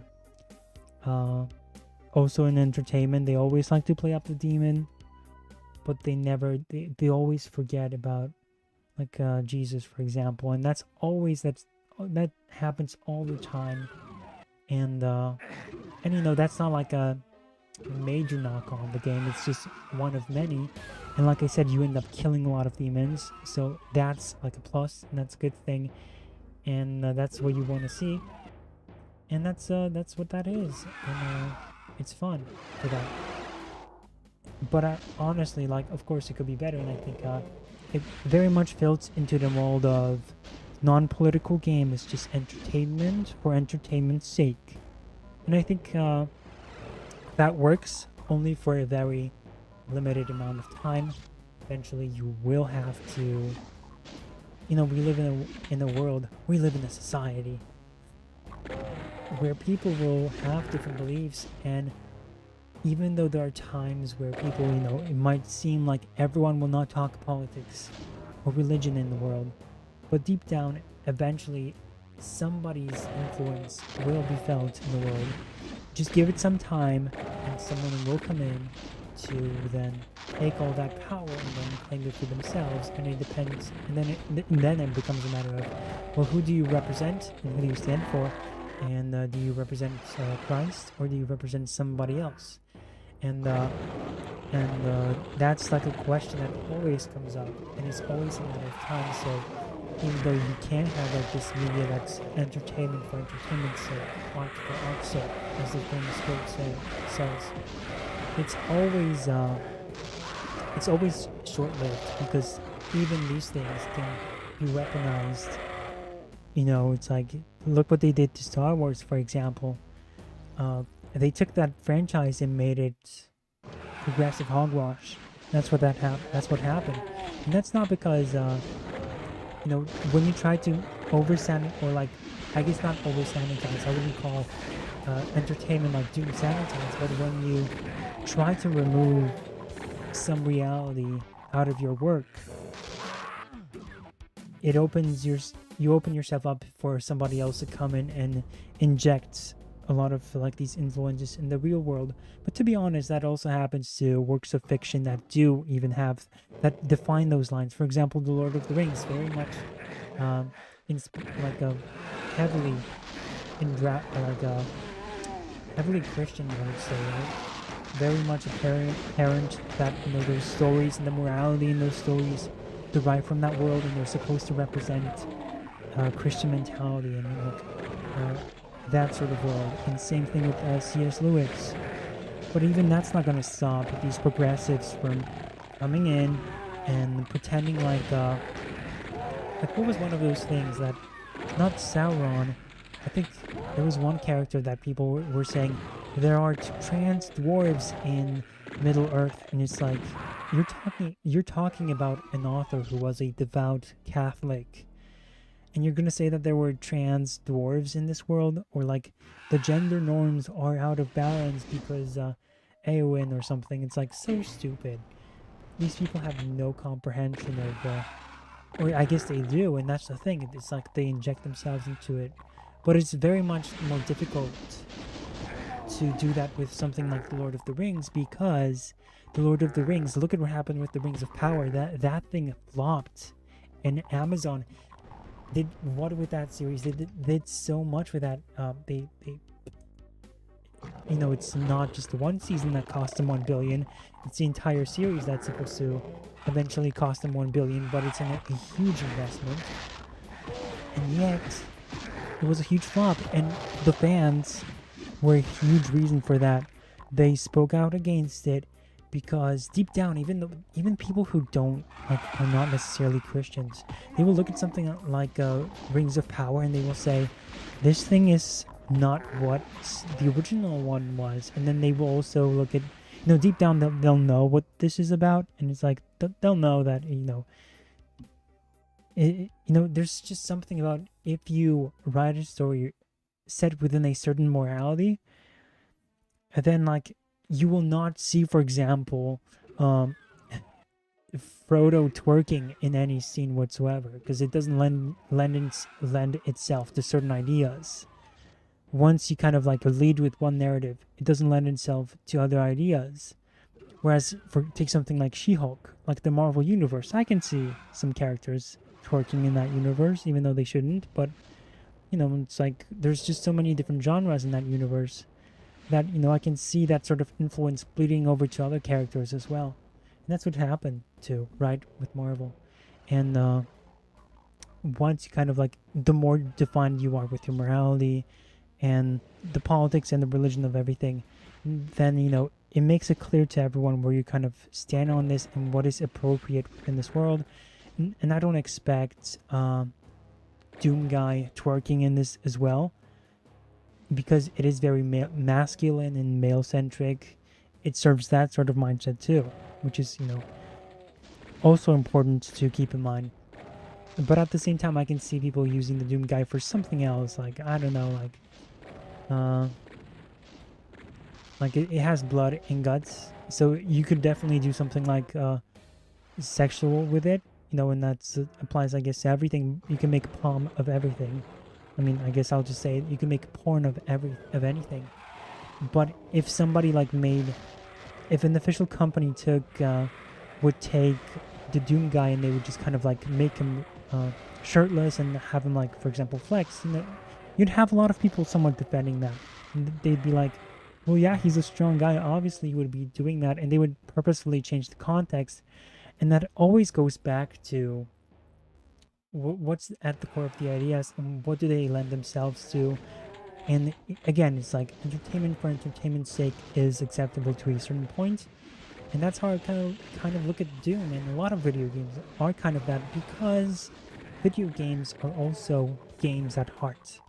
Games at heart, like, you know, you don't take something like soccer and make it political, even though you, as you can see, that's also been done. But the essence of soccer in American football, and then in Europe they call soccer football, and then volleyball, basketball. They're not, you know, it's about the game. It's about, you know, who's playing, who's the better one. Boxing, same thing. Who's the better fighter? That's what it is about, for the most part. And that's what's at the essence of everything. So video games are kind of in this gray zone, I would say, where they, for the most part, they're about the gameplay, but at the same time, it's also media. So it's supposed to also kind of connect to all this other stuff that's you know, it can carry messages of its own themes. It can promote messages as well. And I'm not even talking in the sense that you can kind of like with soccer or like football, you can put ads and you can, you know, tell people, you can have football players telling others to like get backs, right? I'm not even talking about that, because then you'd have to be, the appropriate equivalent of that for video games would be the creators telling people to get vaxxed, and that would be something that would be happening outside of the game somewhat. You know, it would still influence people's perception of the game, but still, it's kind of like a own thing. Whereas, you know, video games, you don't have that sort of equivalent, because football is football, and that's what people come to watch, and that's it. With Doom, or like video games in general, you can kind of like have people who play the games for just because they get to watch demons die, and that might be why certain people pick it up. Others might pick it up to just have fun playing a game. So again, it's just like the difference of mediums. And so yeah, I would say it's a very solid game. I would recommend it. It's not a 10 out of 10 or 9 out of 10, mostly because I had fun with it, but I guess maybe interestingly enough, maybe it was too easy, but there's harder difficulties. But if you're gonna have that, then you should make it clear which one is the real one. Let's see, it's new game, or no, thy flesh consumed. Hey, not too rough. So I do like how it's I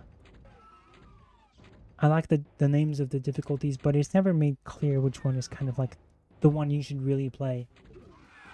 And we're gonna go on Hey, not too rough on this one, because I've heard stories, and that's gonna be that.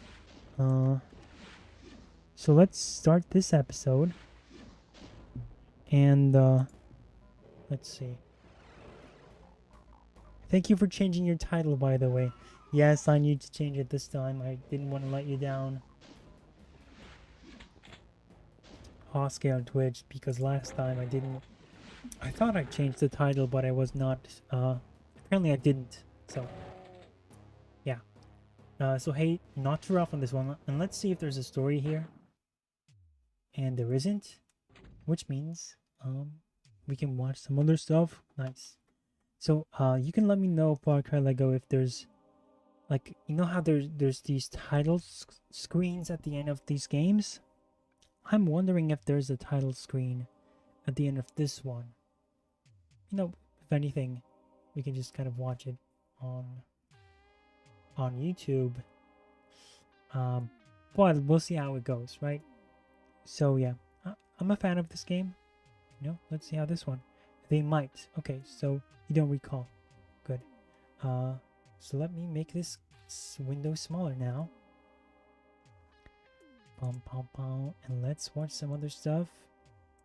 Partly the one video I wanted to show you guys was the lore one, the importance of lore and canon. Let me make sure I get the title right. It's by Sargon of Akkad. How many of you guys have heard of Sargon of Akkad? He is a pretty significant YouTuber. He used to be banned because he's more on the conservative side of things, and now he is back. I don't know why. The video is called "The Purpose of Lore and Canon" by Sargon of Akkad. It has over 100,000k views. He has a huge following. He also appears on shows like, hold on, let me turn this on. There is a great deal of controversy surrounding the connected concepts On shows like the Lotus Eater podcast.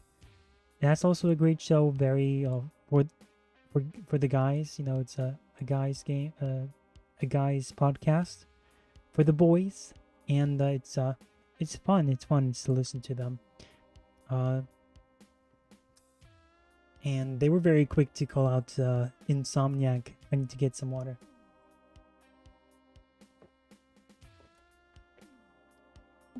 But yeah, this kind of goes back to, as some of you know, I've been meaning to watch this video with you guys for like maybe even 3 weeks ago when we started talking about Fallout 4. And I think it's a very interesting discussion. I know everyone probably here agrees that lore and canon is important, but he's still going to make interesting points that I think we can definitely use. And yes, we're going to be, because it was a matter of Fallout, is it faithful to the lore? Why should it even be faithful to it? This is going to touch on that, and I think he's going to get into a lot of interesting historical stuff as well, I think. And the reason why he started talking about this was not because of Fallout, mind yourself. It's about a different controversy, which I'll tell you more about once it gets to it. So, yes. Let's watch it. of lore and canon. There is a great deal of controversy surrounding the connected concepts of lore and canon.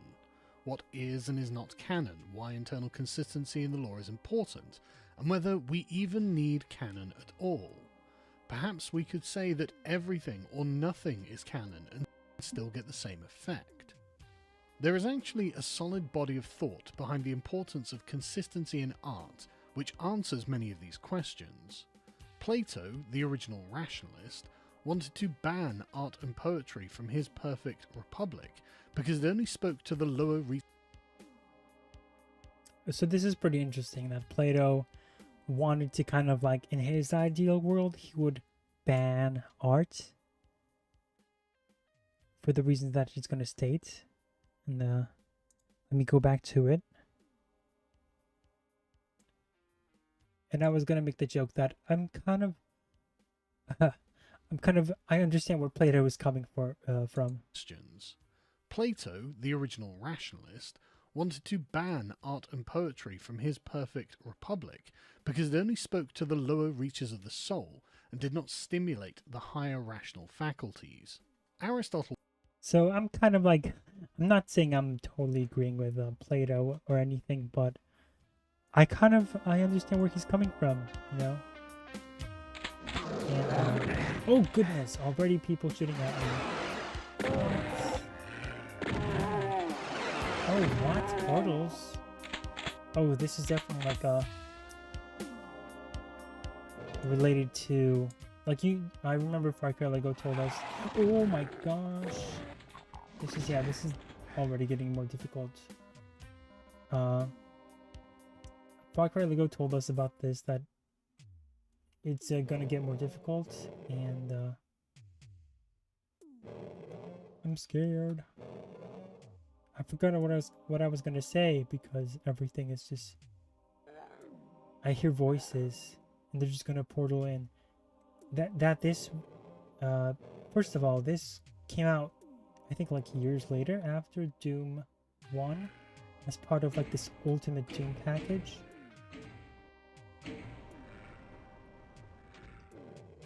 What is going on? What happened? There we go.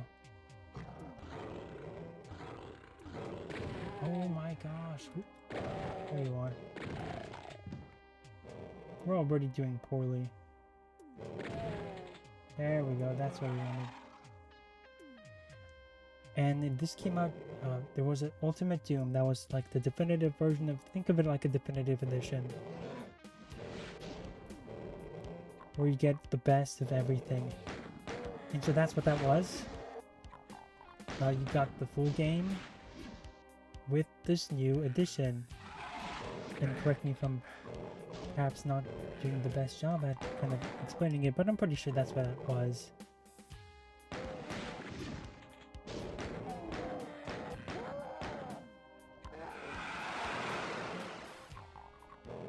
What? I saw teleports. Yeah, this is getting chaotic. See, this is definitely... I can see why it's more difficult. It's a good thing that we'd probably be dead by now if we went with hard.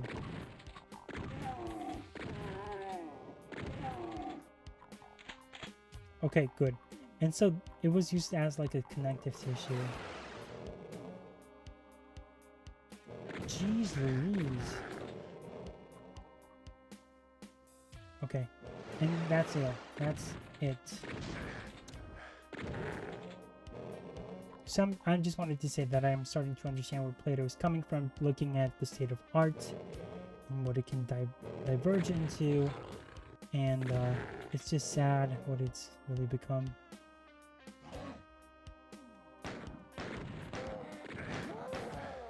Give me your ammo.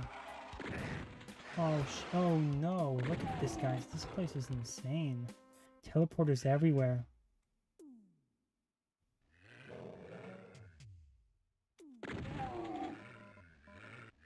And what else now? We don't have any blue keys. So yeah, I'm seeing where Plato's coming from. Took a much more sophisticated approach towards art and now he's going to tell you what Aristotle thought of it. Storytelling, and in his Poetics laid out the philosophical groundwork for understanding the purpose of art and storytelling, and these rules seem to be relatively timeless as they still hold to this day. Aristotle persuasively argues that the purpose of storytelling is to construct a representation of reality. In this representation, we establish premises which dictate logically the events that can happen, allowing us to explore aspects of the human experience without having to actually go through them ourselves. Aristotle thought that imitation was intrinsically pleasurable and was the mechanism by which we learn, and so fiction is at once entertainment but also a valuable part of our moral and practical education. What this means is that the premises upon which a fictional universe is grounded have to be logically coherent and self-reinforcing with their own internal consistency to create what Samuel... So essentially what he's saying is that Aristotle basically thought that art is important because it's, he called it even necessary, which is interesting because I always thought of entertainment as kind of like this. Well, I do think it's important because it can really influence people, and that's kind of like why I was sort of team Plato's, because you know, people just are too dumb sometimes, and it's just annoying to see people get influenced by all this stuff. And yeah, it can be impactful, but is it important? Do we need arts in the sense that, is it like, does it serve good in the end? Is it just too loose of a canon? And I guess you just gotta look at it like Aristotle does, which is, it's kind of like, I guess, math, which is that art is important too. He went as far and called it important,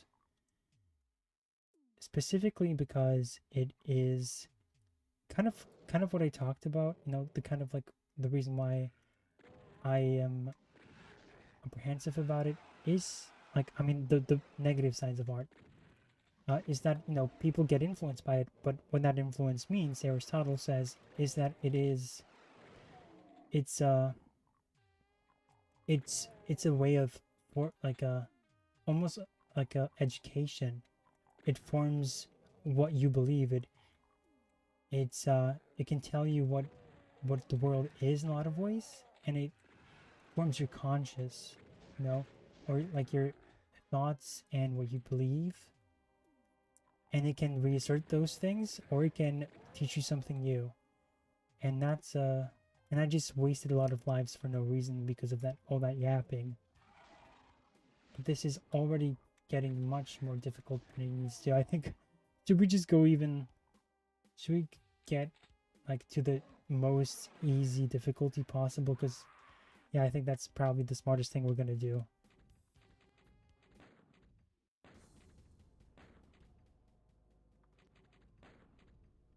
Hey, did we choose this one? I want to make sure because it was set to this. You guys can let me know if we chose this one, but I think we did, and it was still too difficult. Yes, you did. Okay, now let's do I'm Too Young to Die. Taylor Coleridge called the willing suspension of disbelief. That is, the ability for a person to put aside the rational knowledge that they are in consistency, to create what Samuel Taylor Coleridge founded, have to be logically coherent and self-reinforcing with their own internal consistency, to create what Samuel Taylor Coleridge called the willing suspension of disbelief. That is, the ability for a person to put aside the rational knowledge that they are in fact engaging in a kind of make-believe and take the fictional universe seriously in order to get the most out of it. If we can suspend our disbelief when engaging with a piece of art, we can, in a way, lose ourselves properly in it and fully enjoy the experience, whilst understanding those intricate details that can only be opened up when one allows oneself to move into the piece and become a part of the journey that it invites the audience to take. Austrian art historian Ernst Gombrich was of the opinion that art was able to create a kind of illusion in which we deliberately engage, to surround and subsume our imaginations into the small universe created by the author's intentions and following the rules that they laid out. In effect, this casts a kind of magic spell which enchants the viewer into leaving their workaday life and allows them to step into this new world, which follows unusual rules and opens up avenues of thought and experience that would otherwise remain elusive or inaccessible.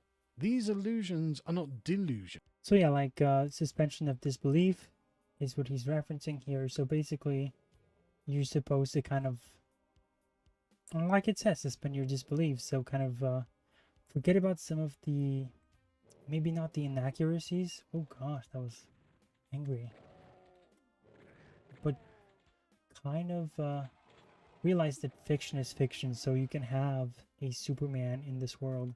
You can have a flying superhero, even though there is no flying superheroes. But because in this fictional world you have this person, and there's this its own internal logic that allows for that superhero to exist, that allows you to suspend your disbelief. It's not that, you know, there's so many media, like movies and the video games out there, movies where something is gonna be, something won't make any sense, like the Fallout TV series, for example, and people will tell you to say, hey, it's fiction, what do you expect? Just if you can't believe in a Spider-Man who can crawl, then you should accept all these stupid things about all these other stupid things that don't make sense.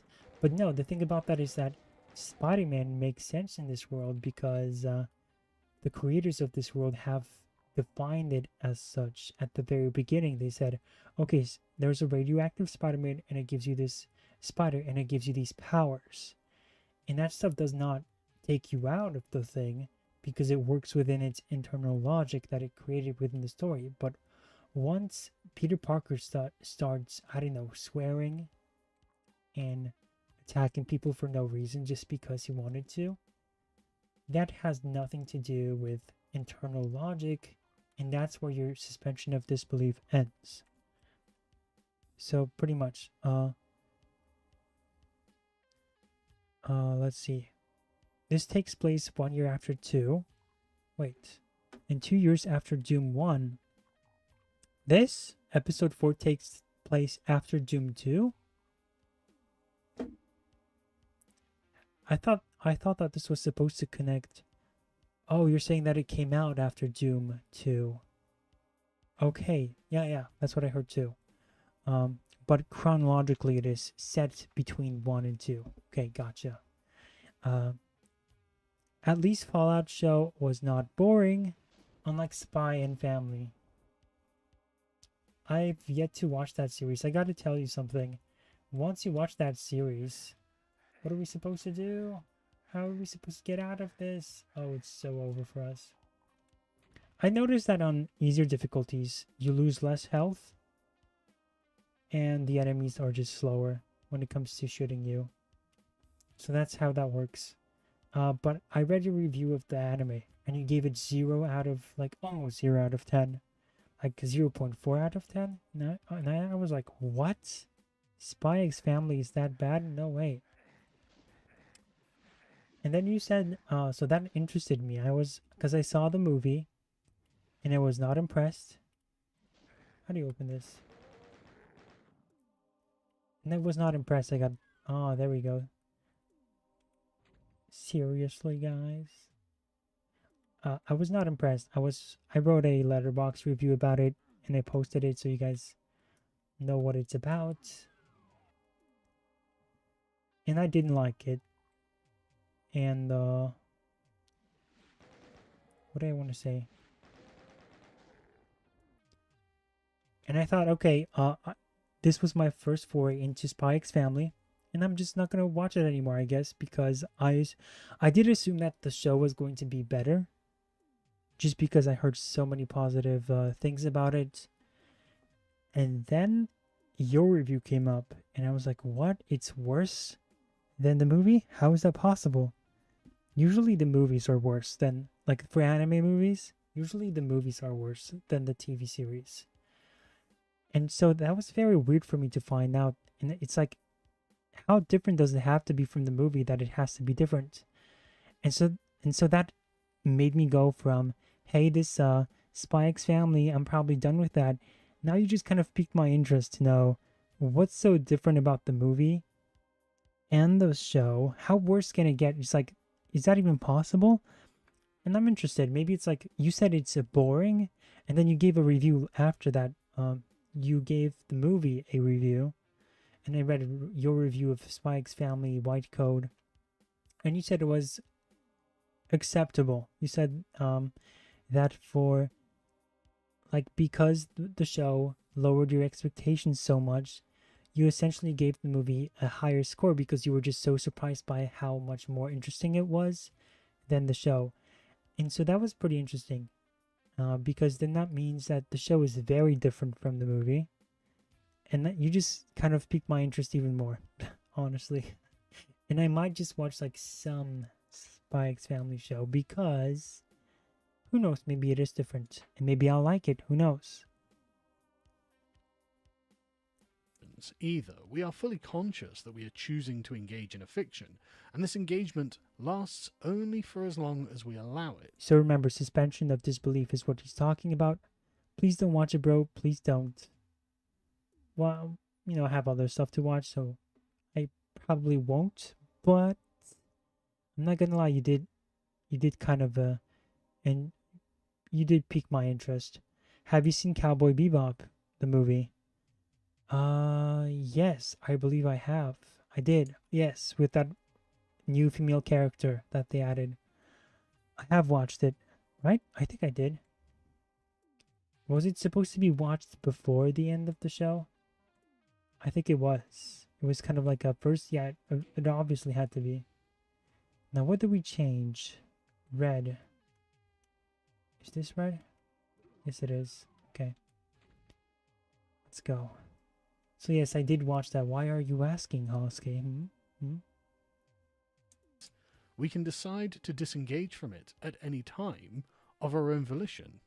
A fictional universe is assumed to follow its own rules consistently. Oh my gosh. And it is a bad fictional universe that That doesn't. was scary. In order to draw us in and create a sense of verisimilitude, Ooh, it has to that just came out of nowhere. I mean, I thought that it was gonna come up, but not like that. Anyway, he was gonna talk about verisimilitude. Verisimilitude.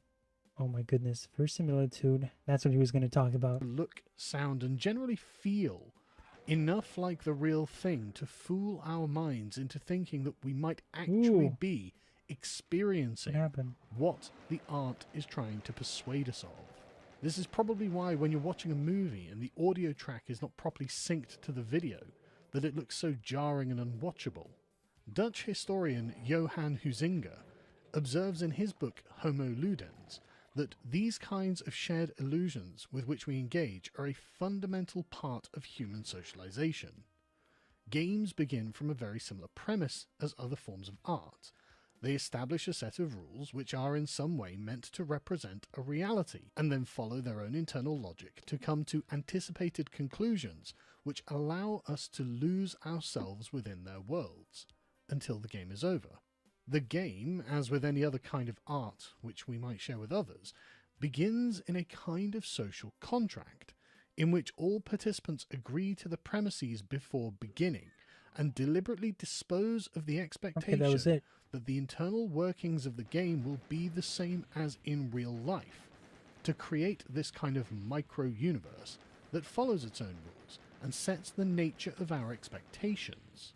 When we submit to the illusion of a piece of art or a game or a movie or whatever, we have to concentrate on it and allow ourselves to be taken in by its framing and guide our thoughts until the experience ends. Huizinga points out that some So he's reiterating the eternal logic and suspension of disbelief. Far Cry Lego, you're saying please don't watch it. Spike's Family is worse than School Day Strip Season 2 or School Days TPP Season 2, but not as bad as Boku no Pico. I don't believe you. I'm sorry. I just don't believe you with that last one.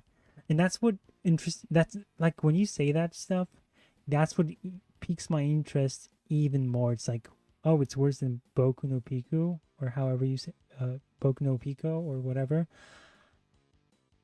That just makes it sound like there's got to be something there. And of course it's not like in the same vein of as that show, but I mean, the fact that it isn't like Boku no Pico or Boku no Pico, and you're saying it's worse, that's just kind of tells me that there's something to be seen there, and it's like, what? And so many people love that series too, Spy X Family, that it just adds all these contradictions and adds this mystery to the whole thing that I did not think about before. This is how bad it is, bro. It is not as bad as Boku no Pico, but it is as bad as Rent a Girlfriend. Well, Hosky asked, I was just asking about the whole Cowboy Bebop movie. It is canon to the series. Oh yeah, yeah, I did watch it. I did watch it. I remember now. And I thought it was, I don't remember it precisely, but I always think that, anime movies just feel like, they are fillers, right? But yeah, sorry, but you are definitely making it sound more interesting. Hey, look, it's that one feminist that he's still using in 2024. He's probably the only person who's still referencing her, but she was hilarious when she got called out in one of her videos that she got, she attended a rally and she screamed at everyone. Are you guys aware of who this is? Because if you don't, I might have to fill you in on who this is. This woman with the red hair. Tell me, let me know, because I want to know if you guys know who this is. Everyone got to tell me, because if not, you guys gotta catch up on some lore.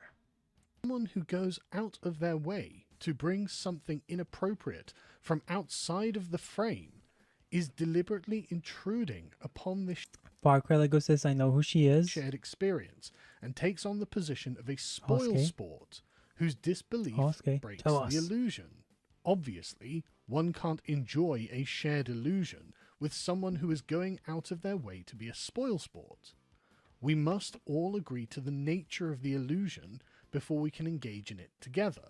And if someone attempts to intrude upon the framing with something that is Oh. inappropriate and tied to the real world, Already? then they ruin the experience for everyone. We can see then how this relates to modern issues of law and canon. We can see how the Imagine playing this on the normal difficulty and even the easy one. Like, that was gonna be insane. My bot held your message, so I'll just allow it. And I'll allow the other one too, because it blocked your comment again. Yeah, you can't say lesbo. Oops, I said it. She looks like your typical lesbian. And yeah, you said lesbo. So do you know who she is or no? It's alright if you don't. That's the thing. If you don't know, I want to tell you who she is. She looks like... I don't think you do. Is that true? Heck no. Oh gosh, we gotta tell you who this is. After this video is over, we're gonna show you who this woman is. That's good. these principles inform what needs to be considered. The law of a fictional setting is the internal history of that setting, in which fictional events tie the universe together and create the premises from which the internal logic of the universe will operate. It is important that these things display internal consistency for our ability to buy into the illusion of the universe. If things don't make sense on their own terms, then we simply cannot suspend our disbelief to enter into the experience. Canon is that body of texts from which the law is drawn. Those things which are canonical must themselves follow certain rules. They must themselves create premises which are not in contradiction to established canonical texts, and must not intrude on law which has already been established and upon which further logical steps are grounded. If the law of a setting establishes that A leads to B, which as a consequence creates C, a text which purports to be canonical, that erases premises A or B but seeks to maintain C, would be problematic and would cause internal inconsistency. For this reason, what is and is not canon should be carefully considered. The law must make sense on its own terms, and the presuppositions which underpin it should flow naturally from what has already been established. The reason that we can accept dragons, elves, and talking trees in Lord of the Rings is because Tolkien's world has established that the kind of magic required to create these things exists and has been operating for thousands of years. But we indeed are too bigoted to accept a 2021 BMW 5 Series 530i with optional seated heating because it would destroy the logical consistency of the original premises of Middle-earth. I'm sure you can see where I'm going with all of this. Modern politics has no place in a fantasy or science fiction universe. Anything of that sort is an intrusion on the established law and canon, which is done for reasons external to the logic of the setting itself, and done therefore for reasons other than the good of the art itself. It doesn't matter whether you think you can find a law-appropriate reason to insert the external politics into the setting or not. It doesn't matter if you simply declare inappropriate texts as canon. It is far too late for all of that, because it was simply in the attempt itself in which the illusion of the fictional universe was broken, and you revealed yourself to be the spoil sport. So in other words, yes, people will say, oh, sometimes I need to wait before judging something because the execution might be good. Well, no, sometimes it's just a bad idea, and sometimes you can't polish a turd. You can't make a a bad idea better just because it's execution or something. No, that's not how that works.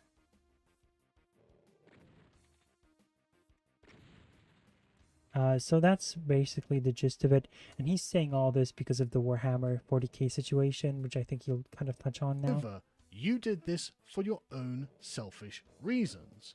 You decided that you mattered more than the people who were already engaged in the shared behavior, which created the fictional universe in which you presumably wanted to participate. It's like 30 seconds left. Don't worry though, you are finally visible. We do indeed see you. And we know the kind of people that you are. Nobody is pleased that you're doing this. And everyone knows that you are just a distraction from the reason that we are all here. You aren't welcome, no matter what the powers that be say. And I think you know that. Okay, so I guess he didn't touch on it, but he did this because of the Warhammer 40k situation, where people basically, the studio, I think, or it was the publishers of the game, of Warhammer 40k, came out and said that they were going to be adding female factions into the game, which goes against the specific faction that exists. And I believe the faction of that game was custodians or something like that. So they were messing with the lore, and people got upset about it. And Henry Cavill, who is making a Warhammer 40k movie, is supposedly kind of also pissed off, and he might leave the project because Amazon wants him to add more progressive and modern day storytelling into that series, and he might even leave that project too. So that's what kind of started this whole video of his. But you know, I'm going to tell you who this person is. I wonder if YouTube still has videos on her. So she used to be like this huge feminist. I mean, one of the big targets for feminism, because of how crazy she was.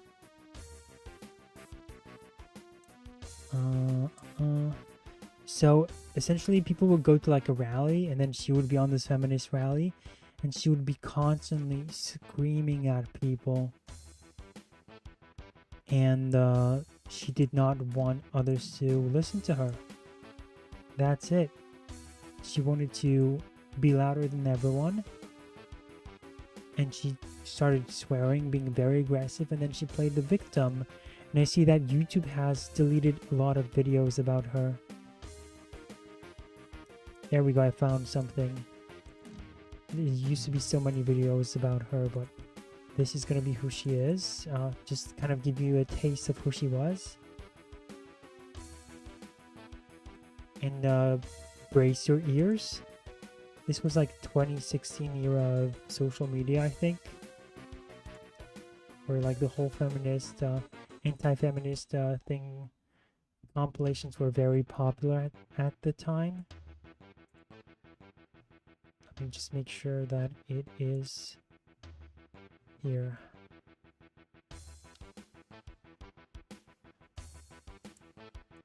Okay, there she is. Okay, cool. Yeah, be careful with your ears, although I think it should be fine.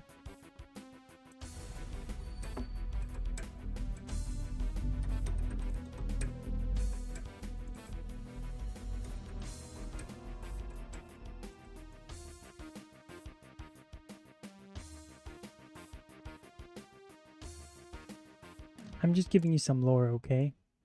So I guess...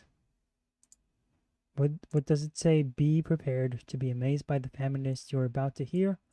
I used to be an anti-feminist until I listened to her sound.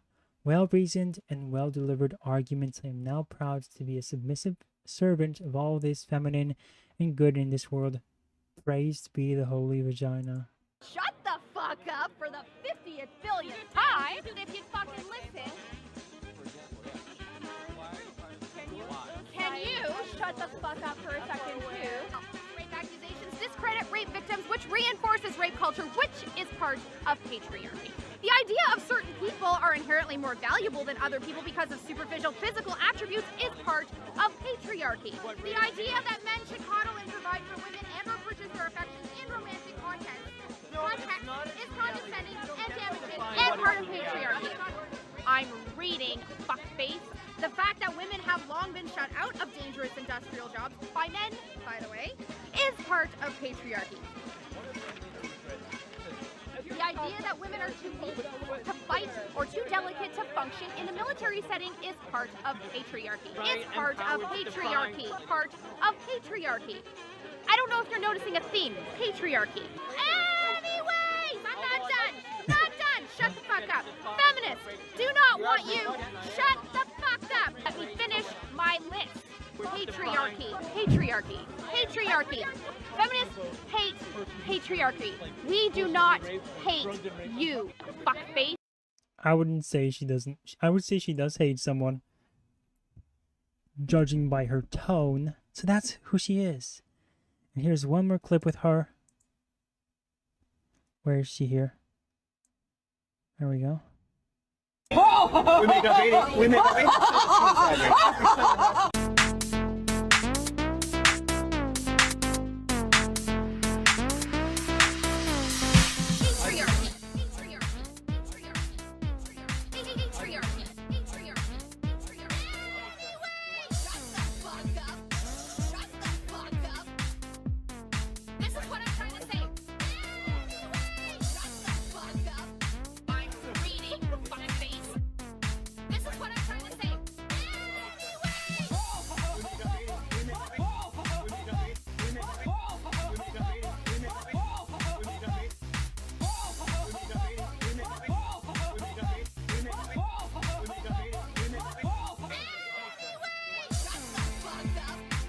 So yeah, that's her. That's who she is, and I have one more quick video with her to kind of give you some context additional, and that's gonna be that. Shoot, hold on. Okay, we got it. As you can see, not a very flattering face.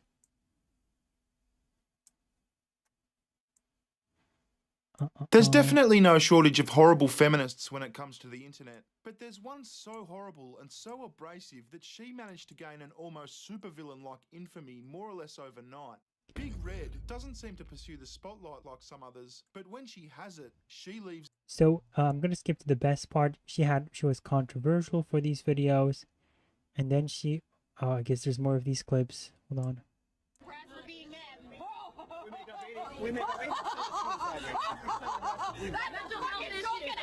Mental health issue. That's not a men's rights issue. Mental health stigma. Have you checked out CAMH? There are about 4 programs for women and maybe 1 for men. So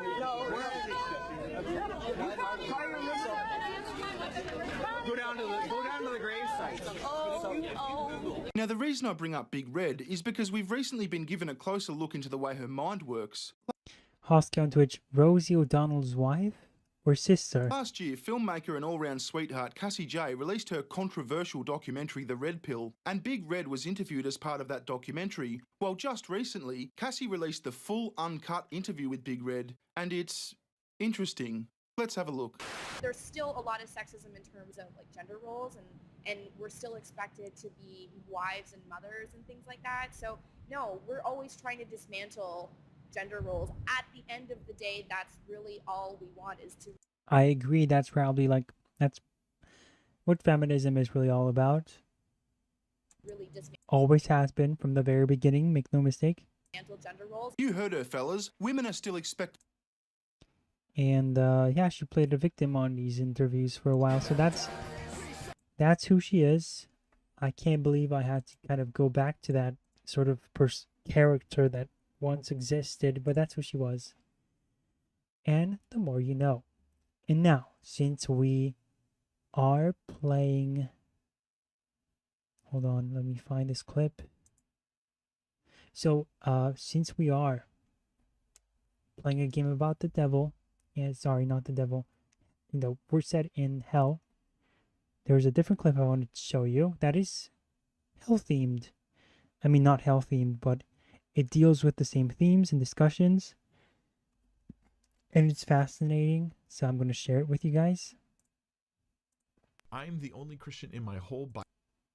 It is called, and I've never watched it before, but let me make sure that I know what it's called before I show it to you. It is, hold on. It's basically, I haven't watched it, so I'm going to live react to it with you. And it's called, It is hard to think of my loved ones in hell. And so, just off of that sort of title, the title I'll read it again. It's hard to think of my loved ones in hell. It basically it sparked my interest, and I thought, okay, so is this going to be? It's a short video. It's like 4 minutes long, and he's saying that he's gonna get into like what I think he's gonna get into is like what would happen if your loved ones went to hell, right? What do you think of that? How do you feel about that? And that's an interesting question. What if for example, your mom, I mean, God forbid, but what if like somebody, your close relative in life went to hell? How do you kind of cope with that? And what if you knew that sort of person who died and basically the chances of them going to hell are great. Like that's a pretty interesting thing to discuss. I hope that this video is going to address that and that I didn't get baited. And let's hope that he's going to answer those, have this conversation. Let's see what he kind of tells us. And I'll live react with you while I find the way out of this place. Not despair at the fact that they're all the only Christian in my whole biological family. How do I not despair at the fact that they're all headed to hell as it stands? It's leading me to doubt the goodness of God. Wow, Sean. Thank you for the sincerity of your question. And just so you know, it's a good question if you're a Christian and you have a family that's atheist. So it's going to be very interesting to see what he says, and we'll see if we'll agree with him. I'm not responding weird to it at all. It's not totally unlike my situation growing up. I was the only Christian, the only person I would consider a genuine Christian that was part of my close family, and that was discouraging. But it didn't stay that way, thank God. But I mean, what do you guys think? What would you do if if you knew someone close to you would go to hell, for example, or was on their way to go to hell? Like, how would you cope with that? There's two issues here. One is just you feeling sorrowful about the fate of your family, and the other is you actually thinking it's making me doubt God's goodness. That's a struggle I think a lot of Christians have felt when they think of someone they love and care about, and they think, but I don't think that person's saved. I think a lot of the viewers, people watching this, you feel that too. And I can say a few things that, do I have like the magic bullet that's going to fix this? I doubt it, but maybe I'll say a few things that I think help me and genuinely do help me. And one of them is just the advice of wait. You don't yet understand the goodness of God in relation to his judgment of sin and his punishment of sinners. You don't yet understand that. But you will. You just have to wait. There's this amazing passage in Revelation 19 where they're actually praising God for his judgment on Great Babylon, right? And he's punishing them and punishing the wicked, and the saints are worshiping God because his judgments are good. In fact, this is what Psalm 119 says: your judgments are just and true, and they're pure. It's kind of like, I'm not going to compare myself to God, but it's like, it's kind of interesting that someone would be kind of hyped over the fact that you're like a good judge of everything. It's like, hey, he sent him to hell. That's so awesome. I mean, it's probably not awesome, but I guess, even when you see a person criticize something and you see that they're right, it's always you feel sometimes like good about sometimes about the fact that somebody was very good at judging someone, but it wasn't about the judging, it was about how well they were able to handle the whole situation. And I guess that's sort of what he's talking about here. I don't know where I'm supposed to go anymore. So many switches. Like, God's judgments are actually good. Well, Revelation, here's why it's so encouraging to me. This passage comes at a time when the saints are standing and beholding the judgment of God, but they're also beholding the God who is judge. And when they see not just their mental image of a wrathful God beating up on people, but they see the true, righteous, pure, perfect, holy God, and they see perfect justice being meted out against humans, but they see this in the right context of God's holiness, they're actually praising God. What I'm saying is, you don't maybe get it now, but there's a day when you will get it, and all you have to do is wait. All you have to do is wait, and you say, Lord, I don't understand this, but I trust you. I trust your character, and I will choose to trust in your goodness and not try to make, and catch the silliness of this, Sean, not try to make judgment calls on God's judgments. This is silly. We're setting ourselves up as the judge of God when we try to make judgment calls on God's judgments. So I encourage you, please don't do that. This is where you just have to simply look at yourself and say, if I disagree with God, I've got to be wrong somewhere.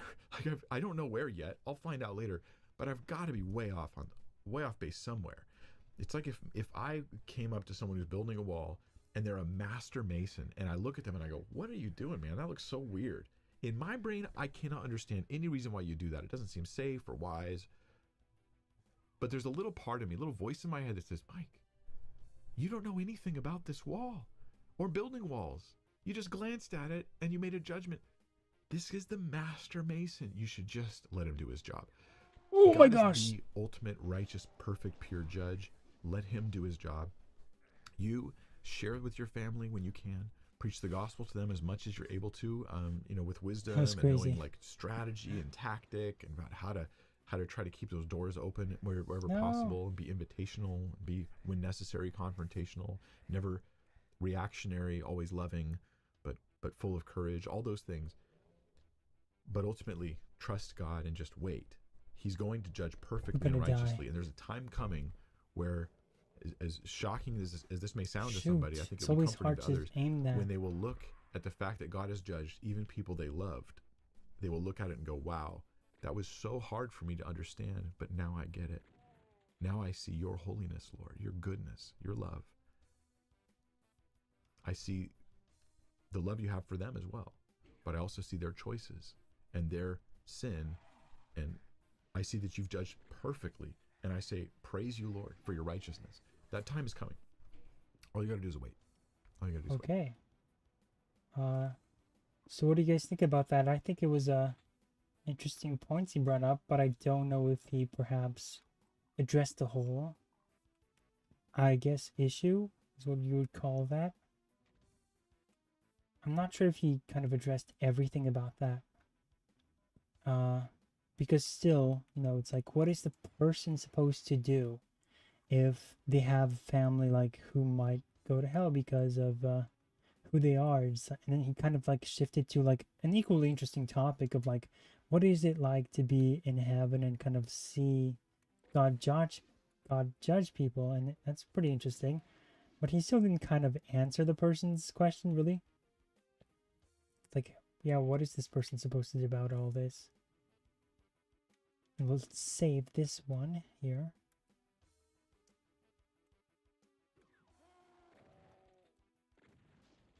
Crap. See, that's a tricky location to be in. And it's also difficult to aim this right. There we go.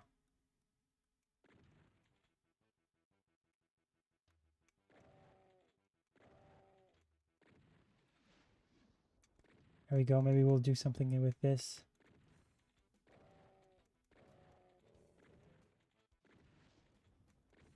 See, on easy, he's kind of taking his time too. But imagine playing this on normal. It would have been insane. There we go. What? Was this here before? So I thought it was like a interesting, and I would say my advice to that person would be, well, try to convert them, obviously in the way that you think is going to work. What is this thing here? And that's the best you can do, and don't worry too much about it, because you can't change everyone, even though it's your family. It's there's no point in kind of doing everything in your power when sometimes some things are beyond your power, and by you trying to start something, you know, eventually you might, oh my goodness, everything is just attacking me. Not cool, guys, not cool. We gotta get back to that room. Not this one.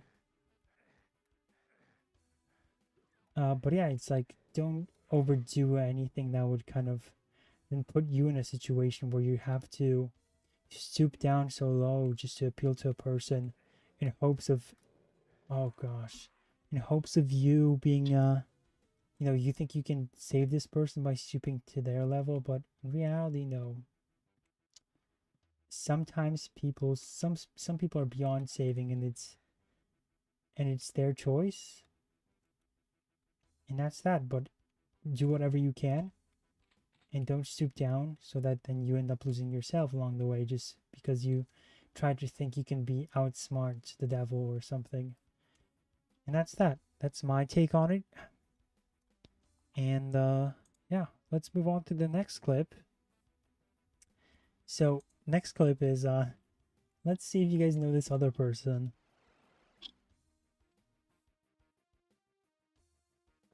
Do you guys know,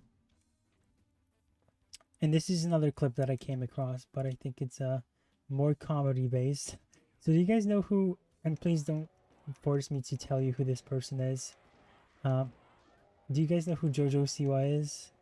Just let me know in the chat. Hold on, make this screen bigger. Do you guys know who Jojo Siwa is? I think that's who she is. Jojo Siwa, you know, the dancer, the singer from Dance Moms or whatever, Dance Stars. Who cares what the show was? But you guys know who she is, right?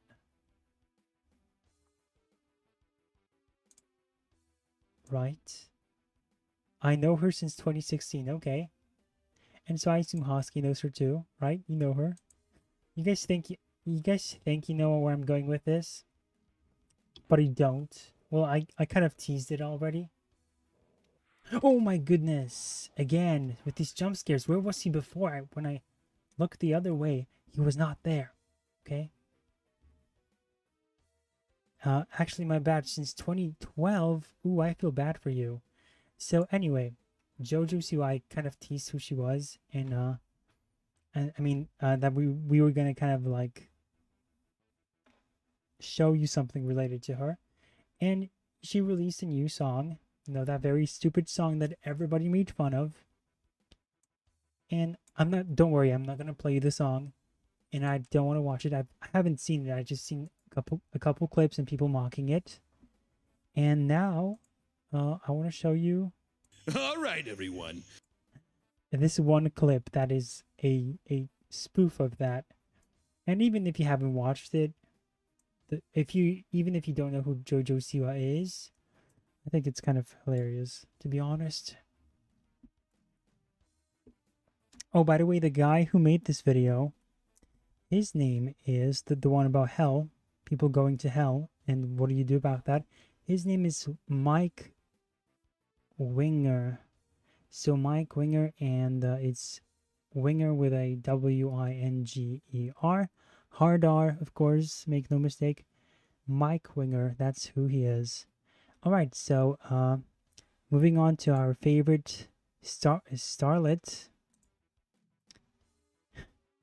We do have a fully grown JoJo Siwa today. And we do have a few rules before we bring her out, okay? If JoJo touches you or crawls in your lap, that's totally fine, but please do not touch her.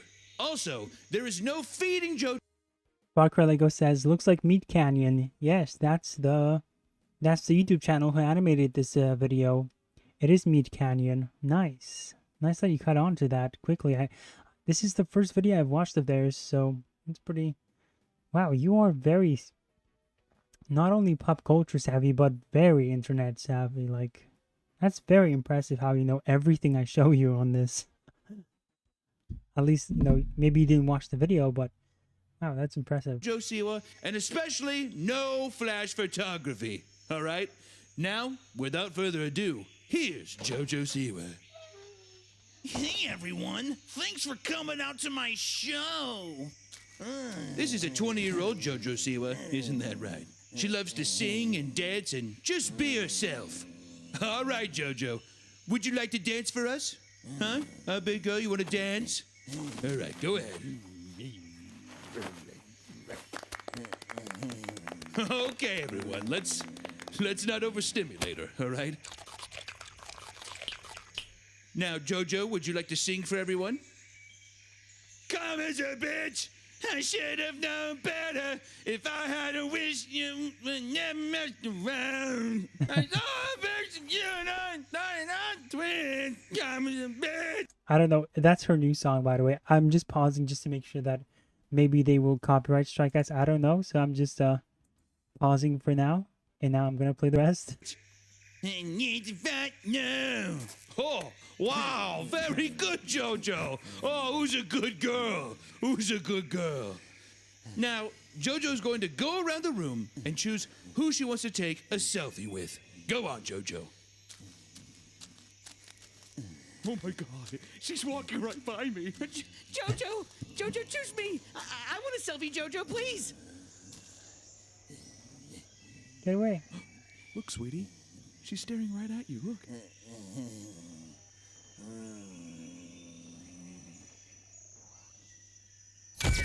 Hey! I said no flash photography! Oh, yeah! Oh, no! JoJo! Get off the back of her! No! JoJo! Get off her!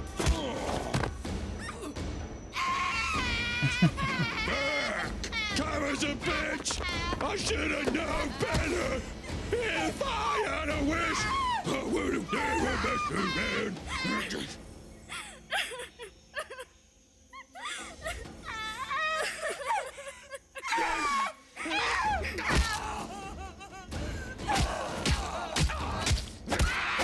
Oh my gosh.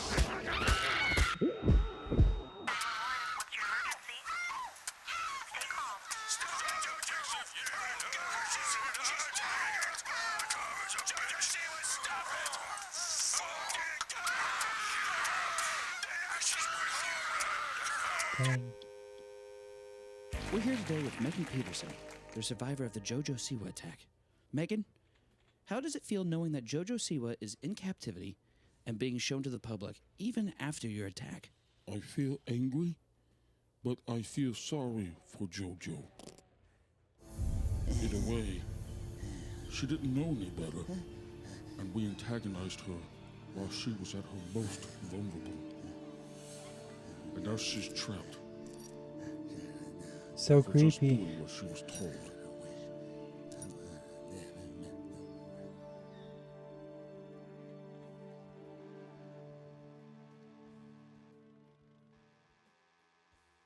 And that was that. That was Parker Lego is dead.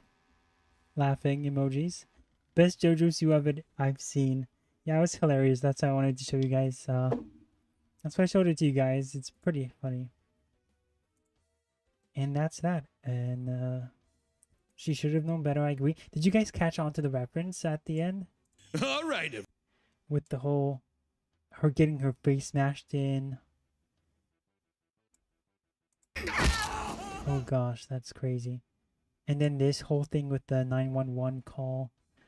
It's a reference to an incident where a chimpanzee, there was a sitcom and used a chimpanzee as its one of its characters, and it had a trained chimpanzee, and basically it once went berserk like it went berserker mode during the shoot for whatever reason, because it's an animal, and it went crazy and it started killing a bunch of people, and then it smashed one woman's, I think it was a girl, one girl's face, and it looked like this, not this person, like this, and it was gross. But unfortunately that's what happened to that girl, and that was it.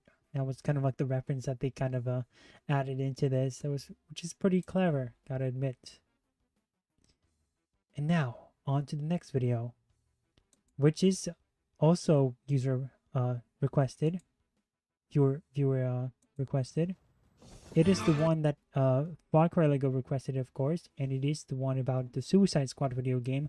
I know it's kind of dead now, and going back to it is kind of redundant, but I didn't watch the whole thing, but I did see some stuff in this that I thought, I kind of skipped around, and I thought, hey, that's a pretty interesting point that he just made. Let's in that case, let's watch it on stream maybe and see what he says, what else he's gonna say. This one's one of the longer ones, so if we start seeing that he's repeating a lot of the things that we've said, we'll just skip around, but I think there's still some interesting stuff to say here. And yeah, let's watch what he says about the video game. Probably I think he's gonna do a very interesting deep dive. From what I remember, he's gonna go very much into not just critique the game, but look at it from a perspective, I think, not sure if it's historical, but I remember seeing this clip and I watched just a bit of it, and I'm like, that's an interesting perspective that no one else is really talking about. So let's watch it, and I'm gonna put this on my show, and yeah, this is the show now. I'm gonna put it on my show, and let's see what everyone says about it. And yeah, let's see.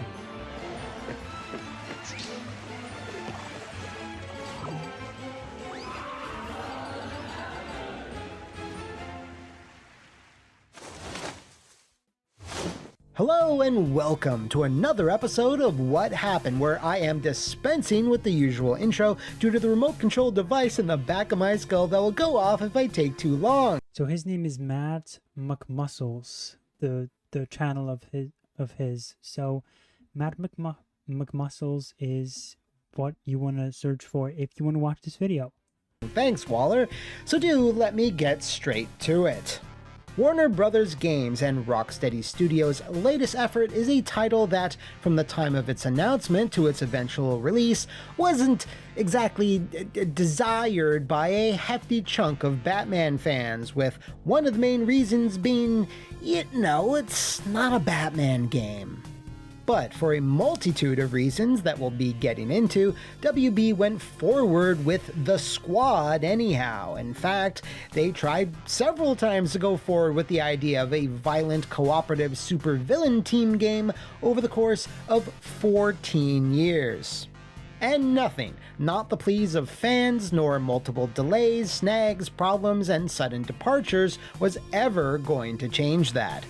So grab your mallets, boomerangs, various laser firing artillery, and tons of Battle Pass exclusive gear. So he's gonna go over the lengthy history of when this game was originally announced, and it was interesting to learn about the actual, let's use a gun for them this time around.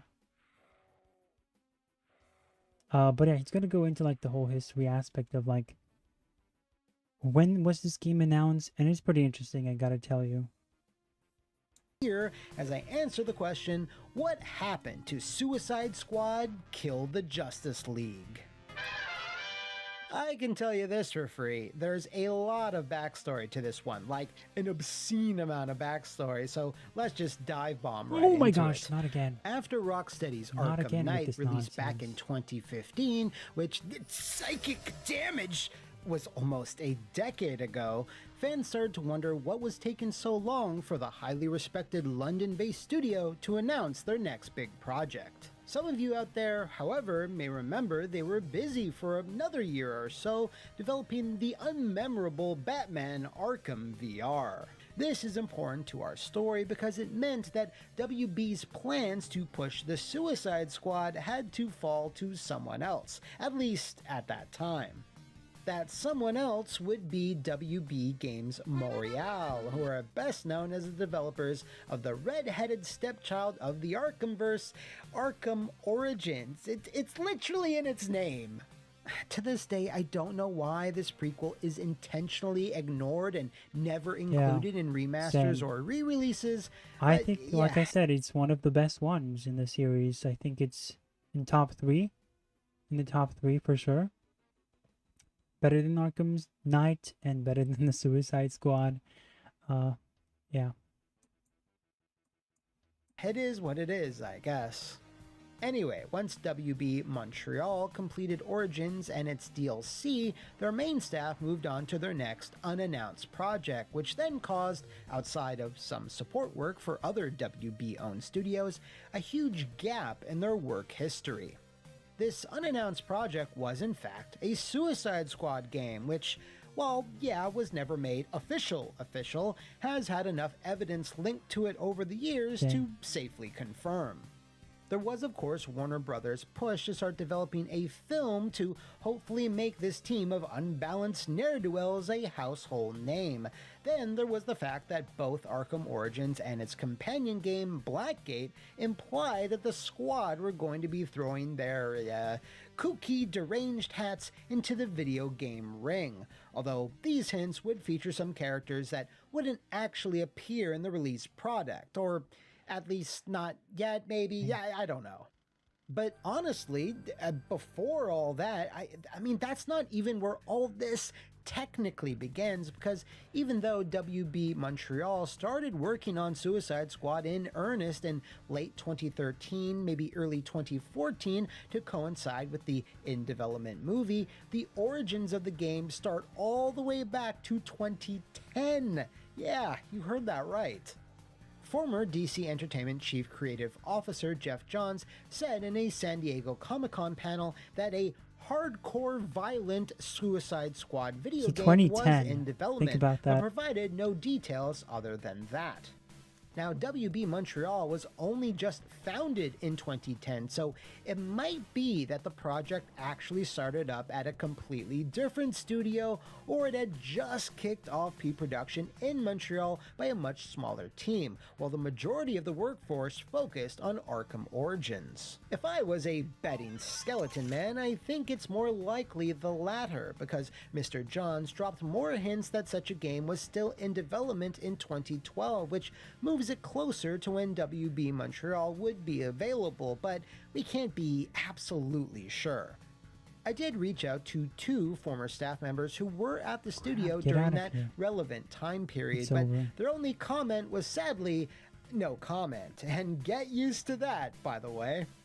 And really, despite the facts that we do have, I wouldn't be surprised if there was a third studio in the mix at some point. I mean, hell, even in 2024, we just found out that Monolith had been working on an open-world Nolanverse game that featured the first implementation of their Nemesis system. So yeah, crazier shit has happened, and crazier shit will indeed continue. What we do know for sure is that WB Montreal's main team moved on to Suicide Squad, but like most AAA studios, they also had another smaller team doing pre-production on their next project, that being a Batman title starring Damian Wayne and a crumbling Yeah, I did hear about the Damian Wayne game. Far Cry Lego, I know a lot about the internet. I've been using it since I was a child. I'm not sure if I should be worried for you, or if I should be, or if I should, say that's very good. But I guess, it's very interesting that you're very kind of like you know everything pretty much that happens on the internet. I think it's impressive for sure. But you guys are seeing this giant devil, right? I'm gonna kill it with my bombs. But yes, the Damian Wayne game was going to happen, and then it got cancelled, and so that was interesting. And I'm pretty sure Montreal, who worked on Origins, as he said, also was going to work on the Suicide Squad game, and eventually that sort of stopped happening too. And then I guess Rocksteady took over, but then for them, it was a totally different game where it was about killing the Justice League, and the rest is history.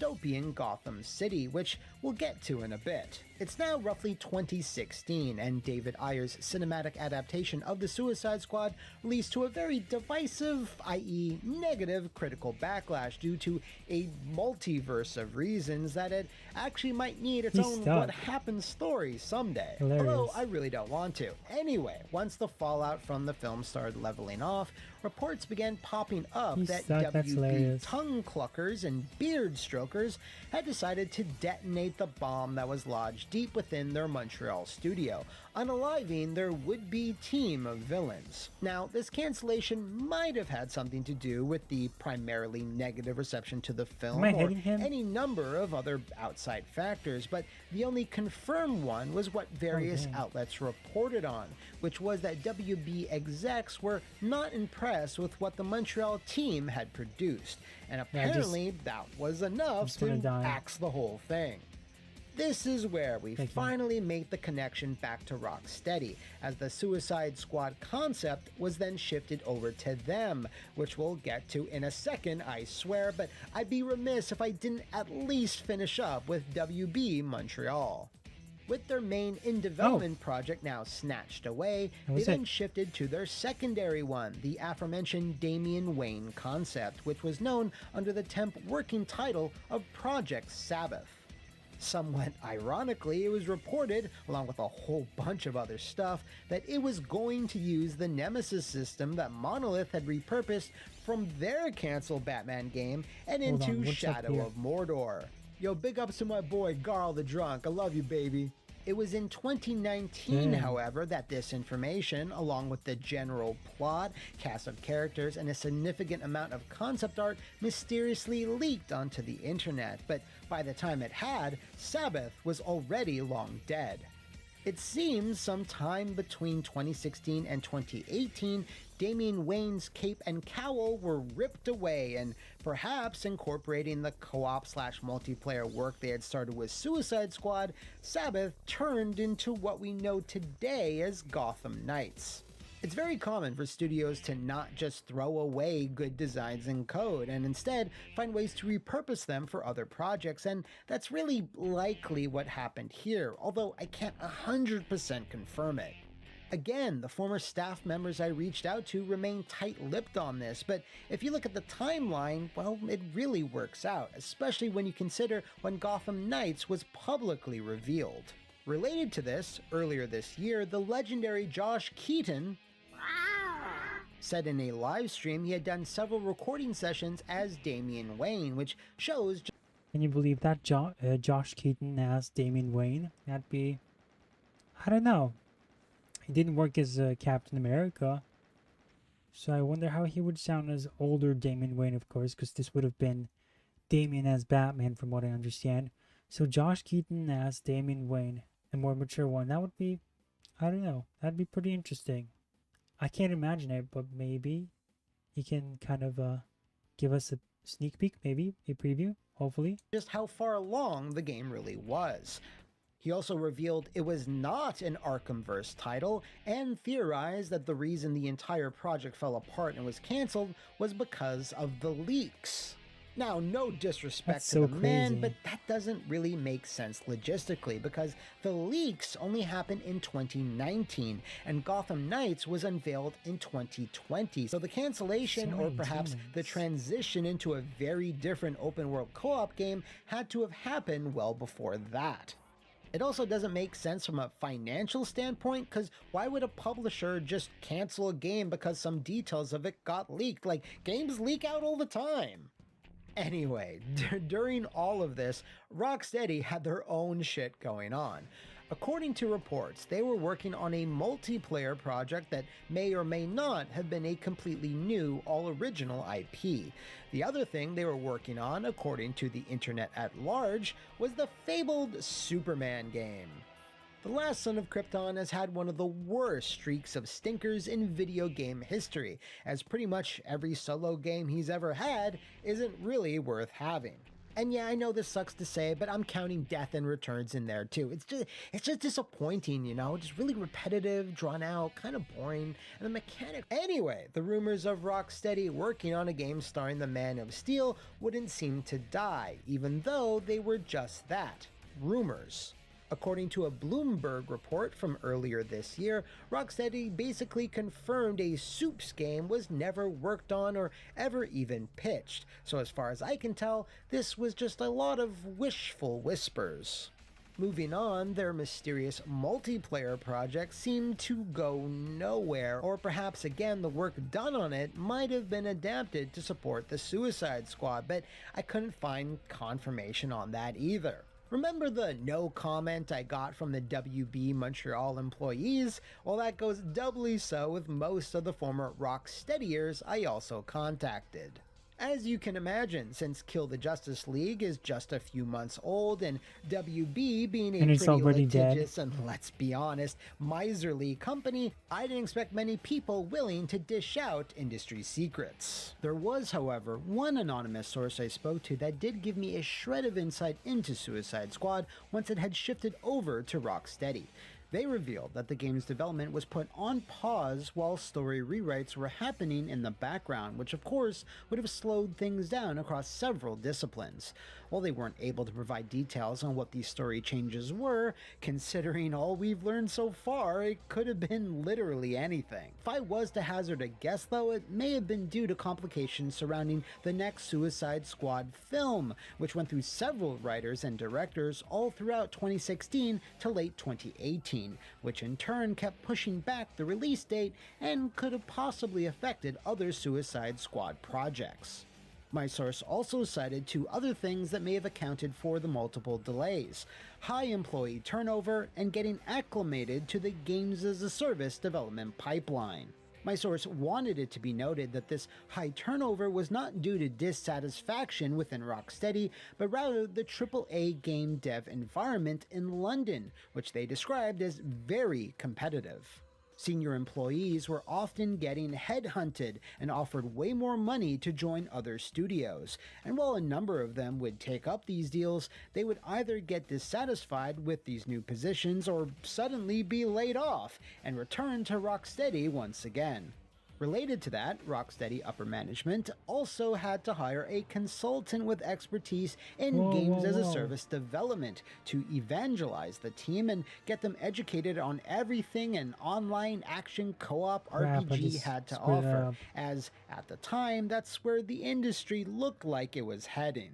The only other thing I can confidently put forward, though, is that developing Suicide Squad was undoubtedly a technical nightmare, as Rocksteady, talented as they may be, hadn't really tackled anything with the level of scope and complexity that many modern online games tend to offer. When they started working on the Arkham trilogy, they ramped up their development and ambition in smooth and logical ways.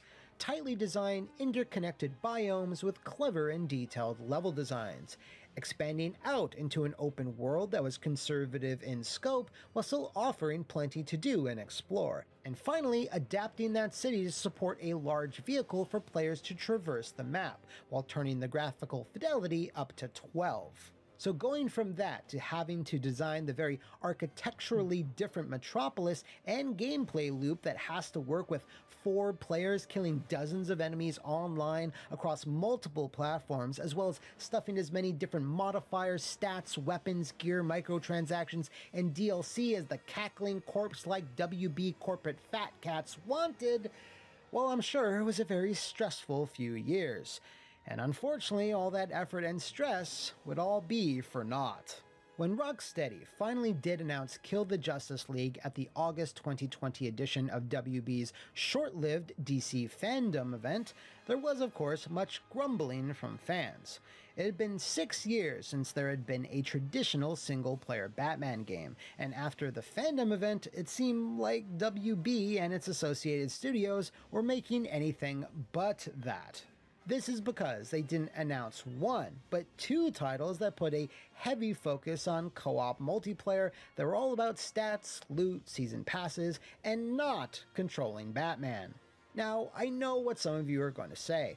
Why on earth would they greenlight two of these things when the Square Enix and Crystal Dynamics live service Avengers game flopped so horribly? Well, time makes fools of us all, because that wasn't even out yet. The fandom event was held in August, while Avengers failed to assemble the following October. But what about much later, like when the Avengers player count started to suddenly dip? Well, when you're knee-deep in AAA development and millions upon millions of dollars and years upon years of work are at stake, when something gets publicly announced, in 99% of cases, it's far too late to pivot or backpedal. The following has been said lots of times, and I'm gonna say it again, but when something becomes hot like Fortnite or Destiny, lots of publishers start rubbing their hands together going, oh, this is the new hot shit, let's do that. But given the prolonged nature of video game development, by the time they actually release their version of that popular thing, it's far, far too late, and they often end up failing in spectacular and embarrassing ways. Suicide Squad did have one saving grace during its first big reveal though, and that was the fact that its first trailer was all CGI and bereft of any real gameplay. It was awful. For a sizable... Right away I knew it was going to be an awful video game because you killed the Justice League. That's not what people want to play. And you don't want to see the evil... Oh, I see what happened. Who wants to watch the evil Justice League, you know? And then you get to kill them as unlikable characters who were annoying just even then. It was obvious it was going to be a disaster. The game could have been technically sound. Even then it was going to be an awful game. What is up with this? Okay. Come here. Oh, dang. You know, I realized that this level now is a lot more just about like shooting and running, and it's not about finding your anything. It's kind of just more of just a total shootout. Can we get to this thing? Probably not. Okay. It was expected. Oh, dang.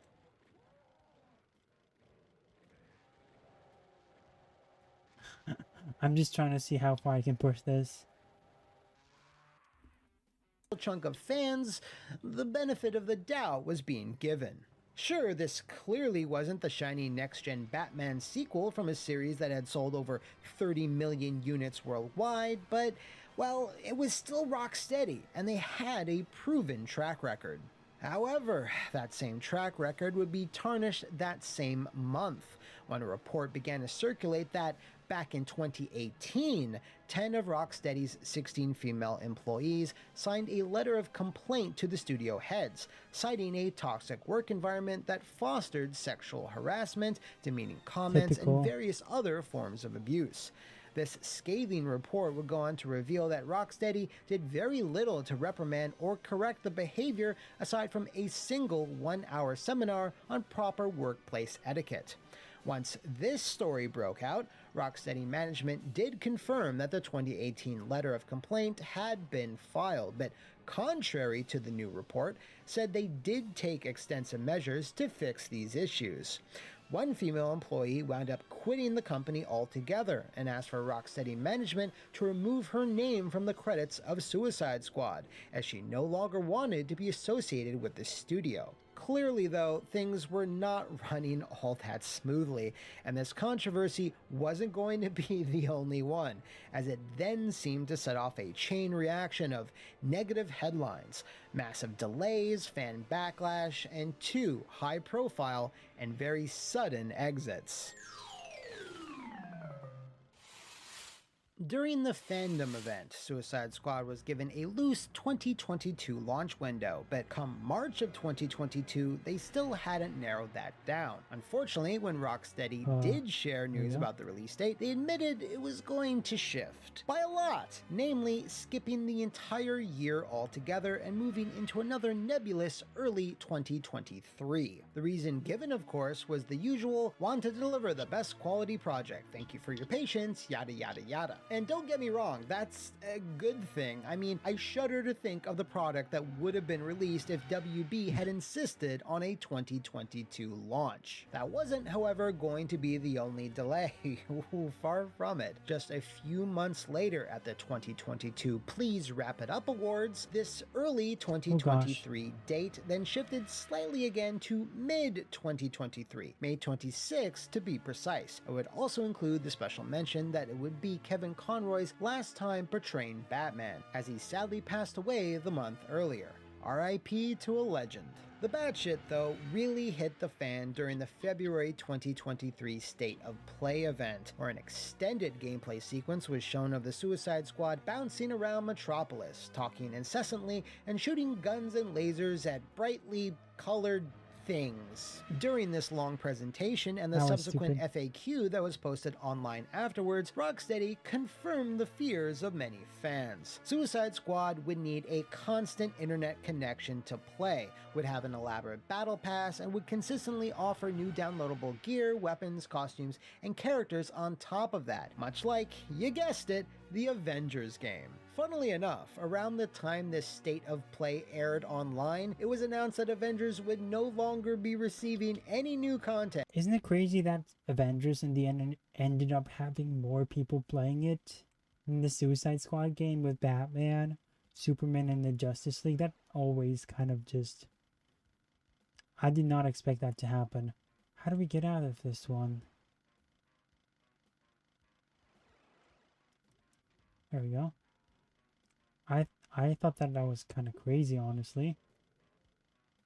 Something I definitely did not expect. But and plus Rocksteady, that was a huge name. That alone, I thought it was gonna give him enough players, but apparently not. Now, how do we get up there once again? Guess this way. Yeah, this way. Okay. Yeah, that was very surprising for me. Or characters, as Crystal Dynamics was now moving on to other projects. Yeah, not at all a red flag, is it, WB? The response to this new gameplay trailer and all that horrible stuff I mentioned didn't go down well, and was met with plenty of vitriol from many fans who just wanted a good narrative-based single-player superhero game, something that, outside of a few key examples, seemed to be getting rarer and rarer. Now, at the time this trailer aired, Kill the Justice League was still slotted in as a May 2023 release, so it took many by surprise that just 1 month before that, Rocksteady decided to pump the brakes and announce another massive delay, this time to February 2nd, 2024. Just going by the dozens of other examples we've seen in the past, this was, in all likelihood, a delay designed to fix massive amounts of bugs and technical issues that the team just weren't able to crack in time, because despite the many complaints fans lobbied at the State of Play reveal, nothing about Kill the Justice League's in-game economy or gameplay style would wind up changing. The official reason for this next mammoth delay was pretty much the same one they said last time. We have made the tough but necessary decision to take the time needed to work on getting the game to be the best quality experience for players. Thank you for our amazing community for the continued support, patience, and understanding. There is much more to share in the months ahead, and we look forward to seeing you in Metropolis next year. Now, some fans, the most sweet, innocent, and naive ones, mind you, took this delay as a good sign. Rocksteady had to know players were not happy about,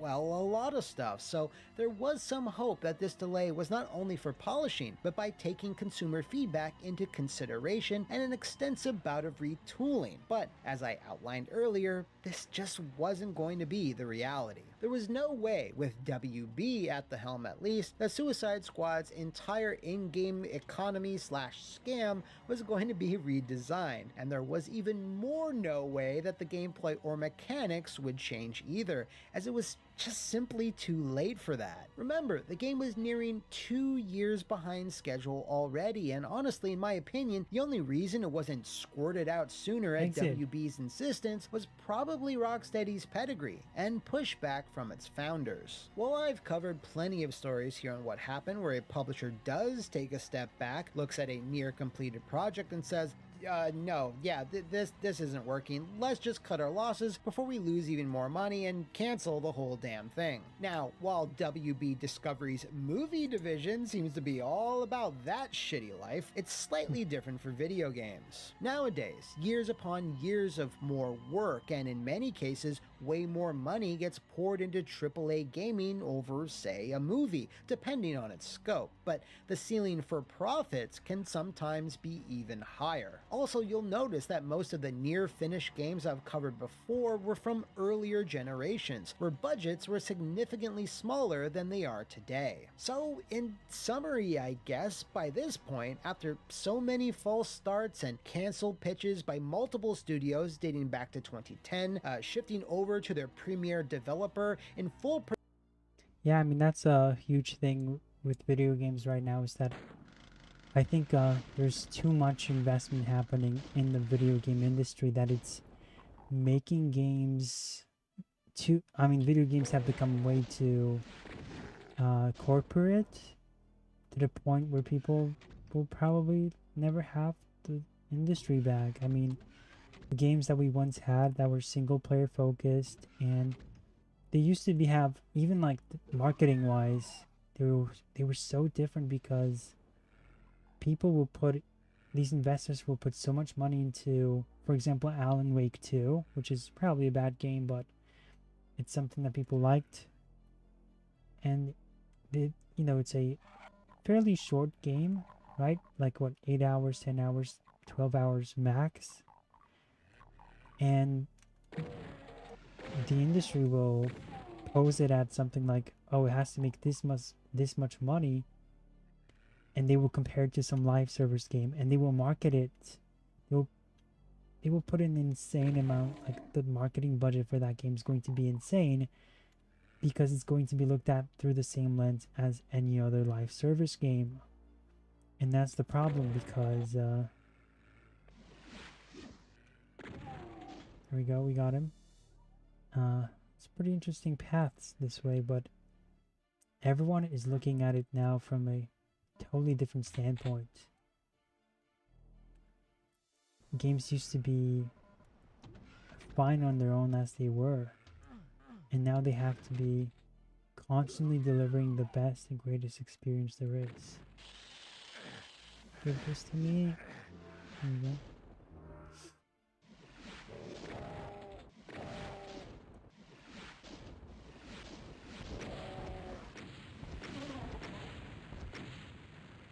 And that's what it is now. That's all it is about now. About just making money as much as you can and constantly growing so that the investors can, make you grow and give you more money and invest more in stocks. And that's what it is about. And it's a shame, but that's the sort of corporate American approach that they're going for. And it's, destroying the quality of a lot of games. And that's why indie is kind of the way to go. But even then, with indie games, they're made by a smaller team, whereas you used to have like somewhat notable teams creating AAA games that were not bloated and just totally money driven. They wanted to kind of portray a story or give people some sort of exciting gameplay to experience, or Silent Hill is probably like a good example of give somebody like the horror heebie-jeebies or whatever. It's stuff like that. It was more creative oriented, and now it's more investors oriented, stock oriented, business as usual.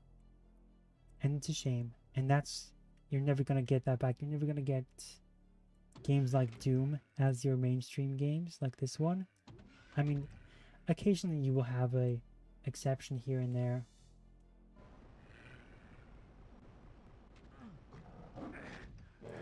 Whoa. Oh, okay. I see. And yeah, that's what I wanted to say.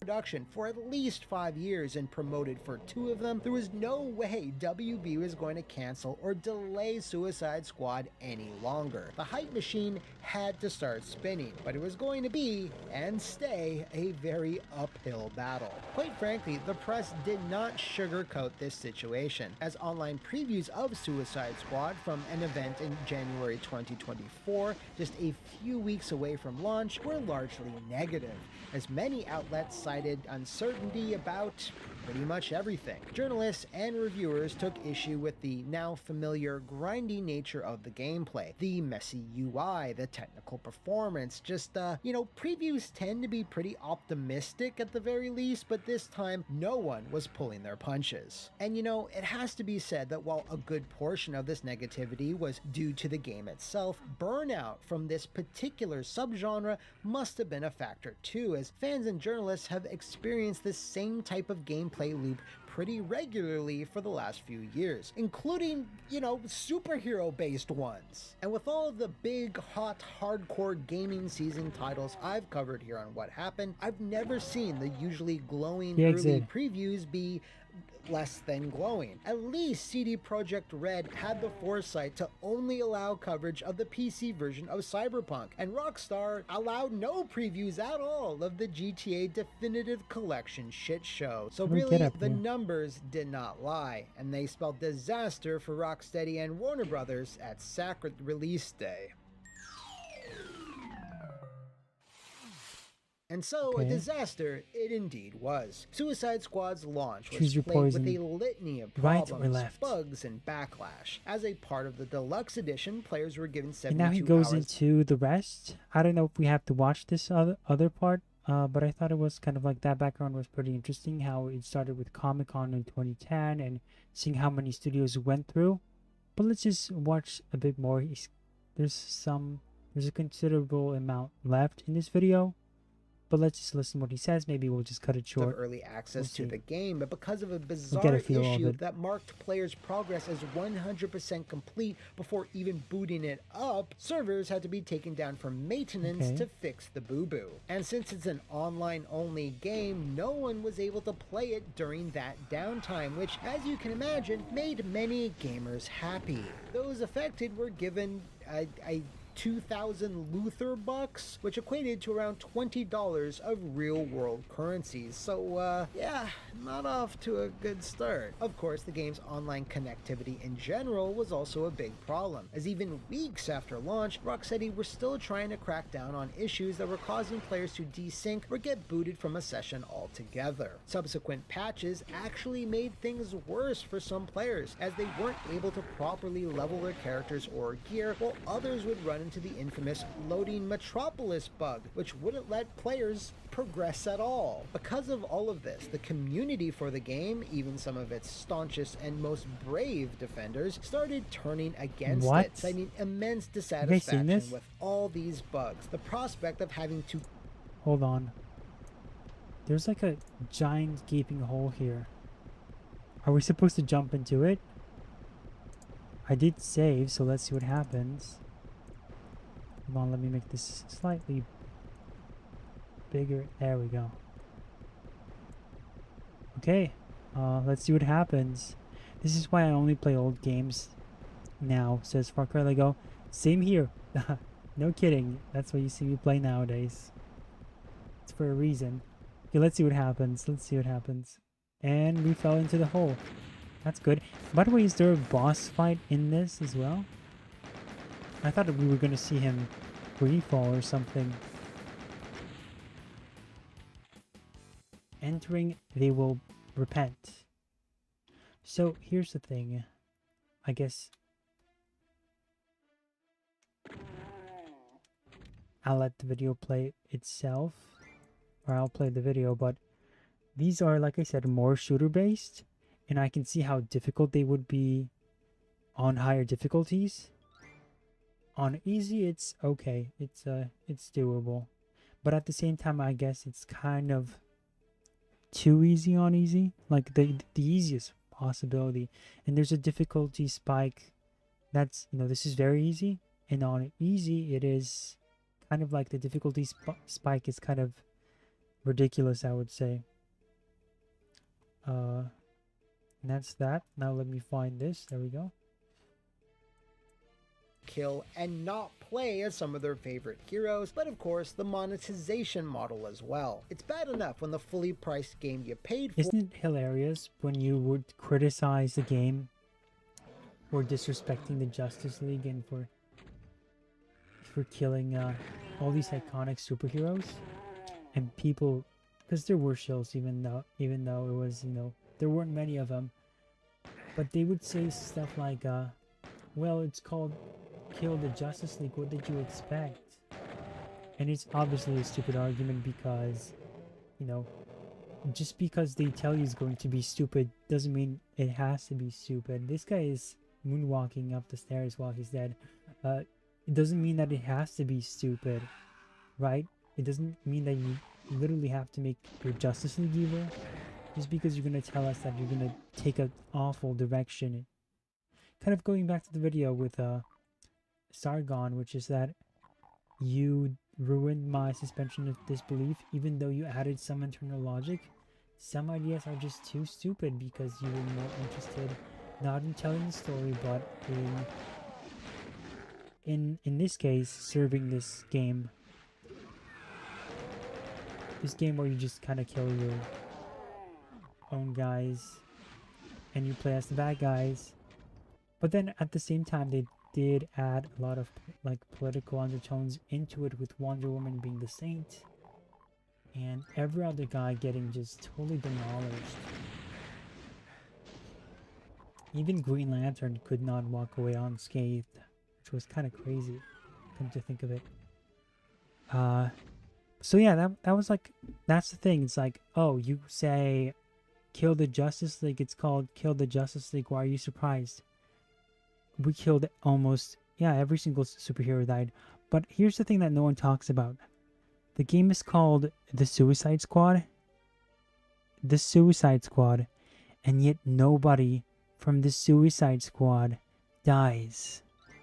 So how are you going to sit here and tell me that I'm complaining about killing superheroes, but in the same vein, the first title of the game is called Suicide Squad, and nobody from the Suicide Squad dies?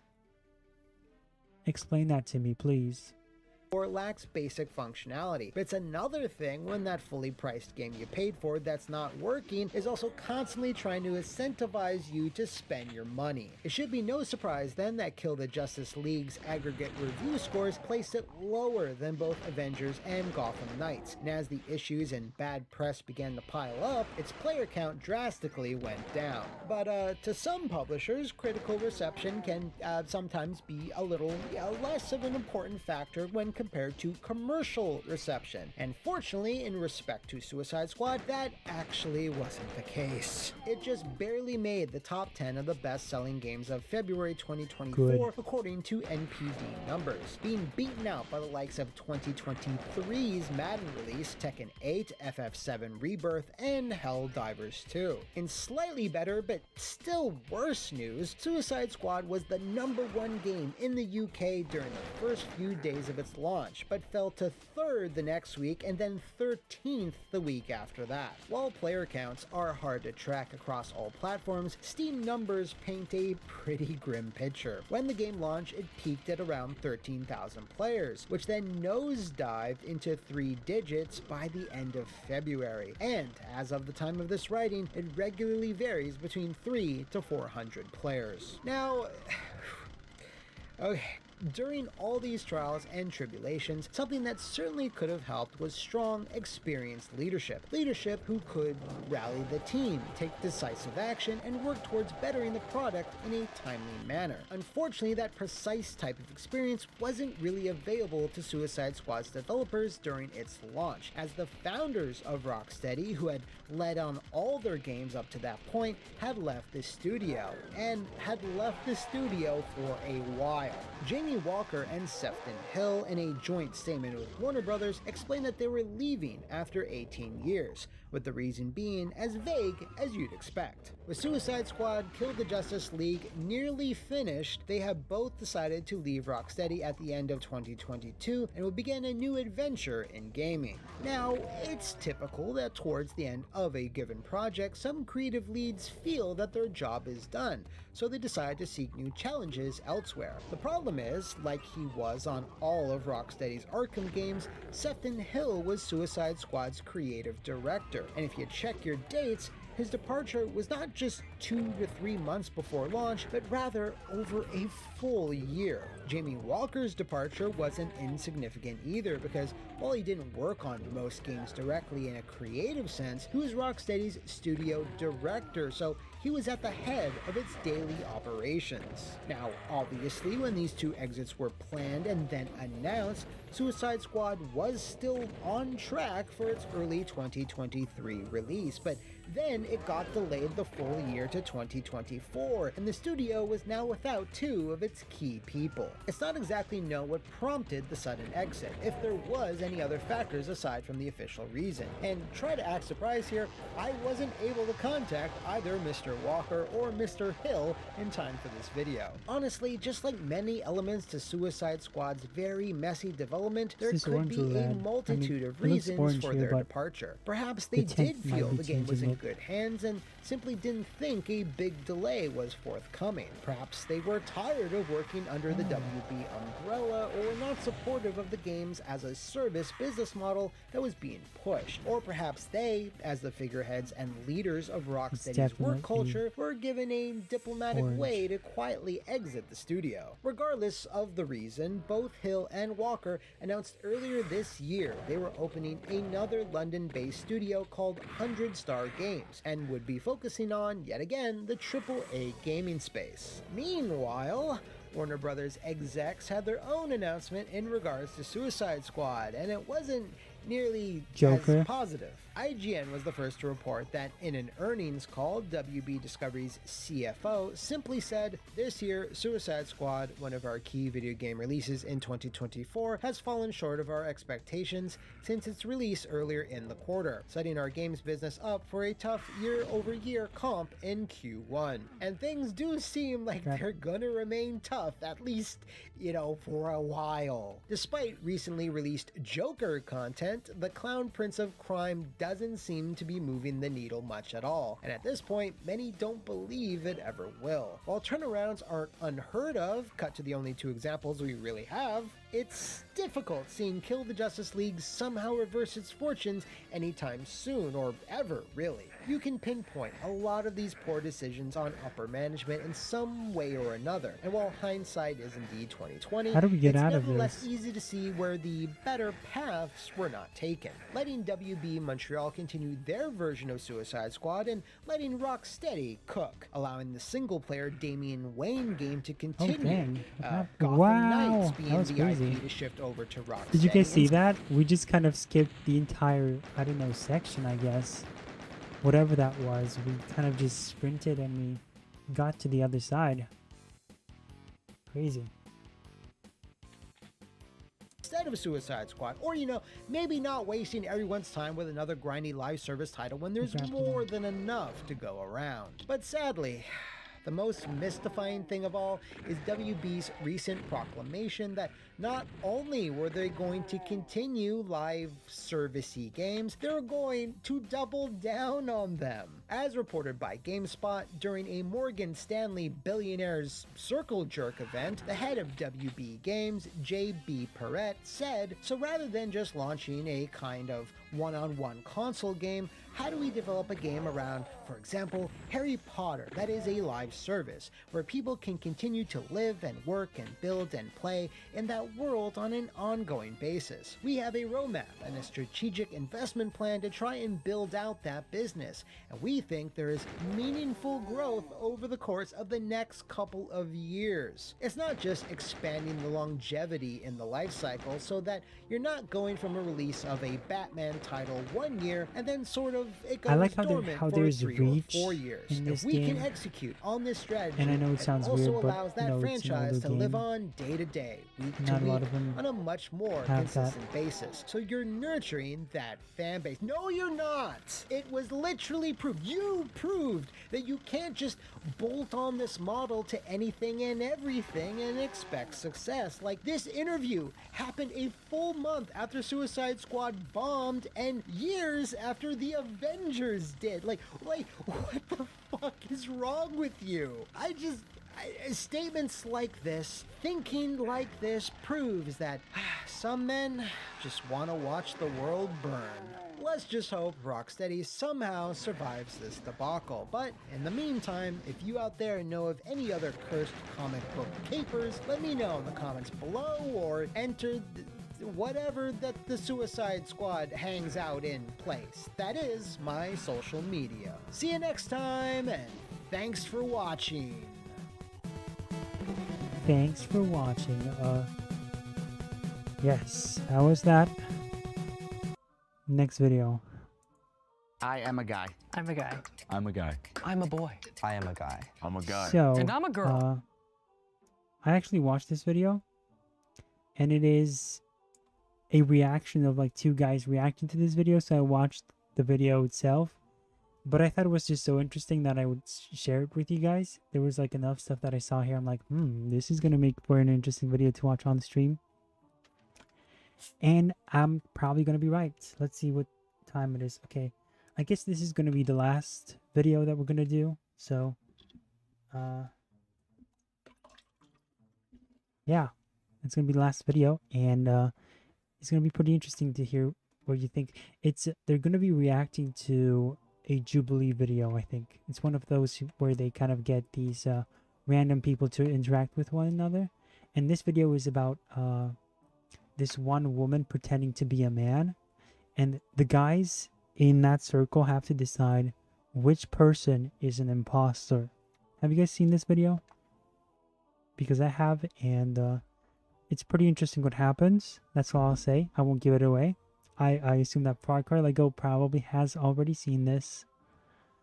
But regardless, there's some interactions here that I really wanted to acknowledge.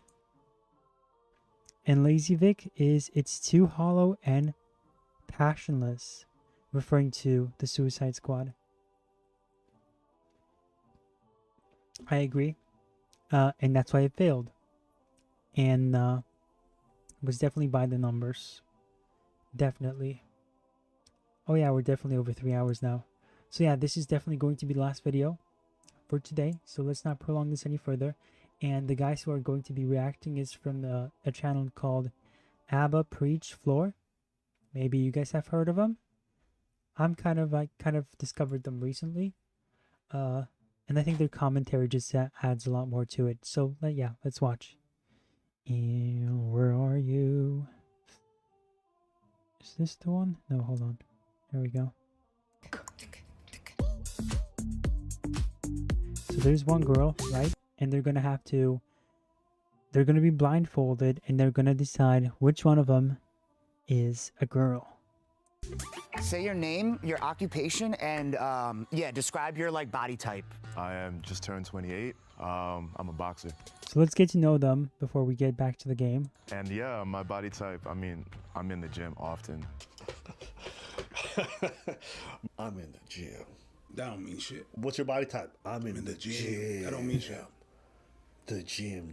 8, 16. You're 16? Yeah, I'm 16. I think I'm the youngest here for sure. Yeah, definitely.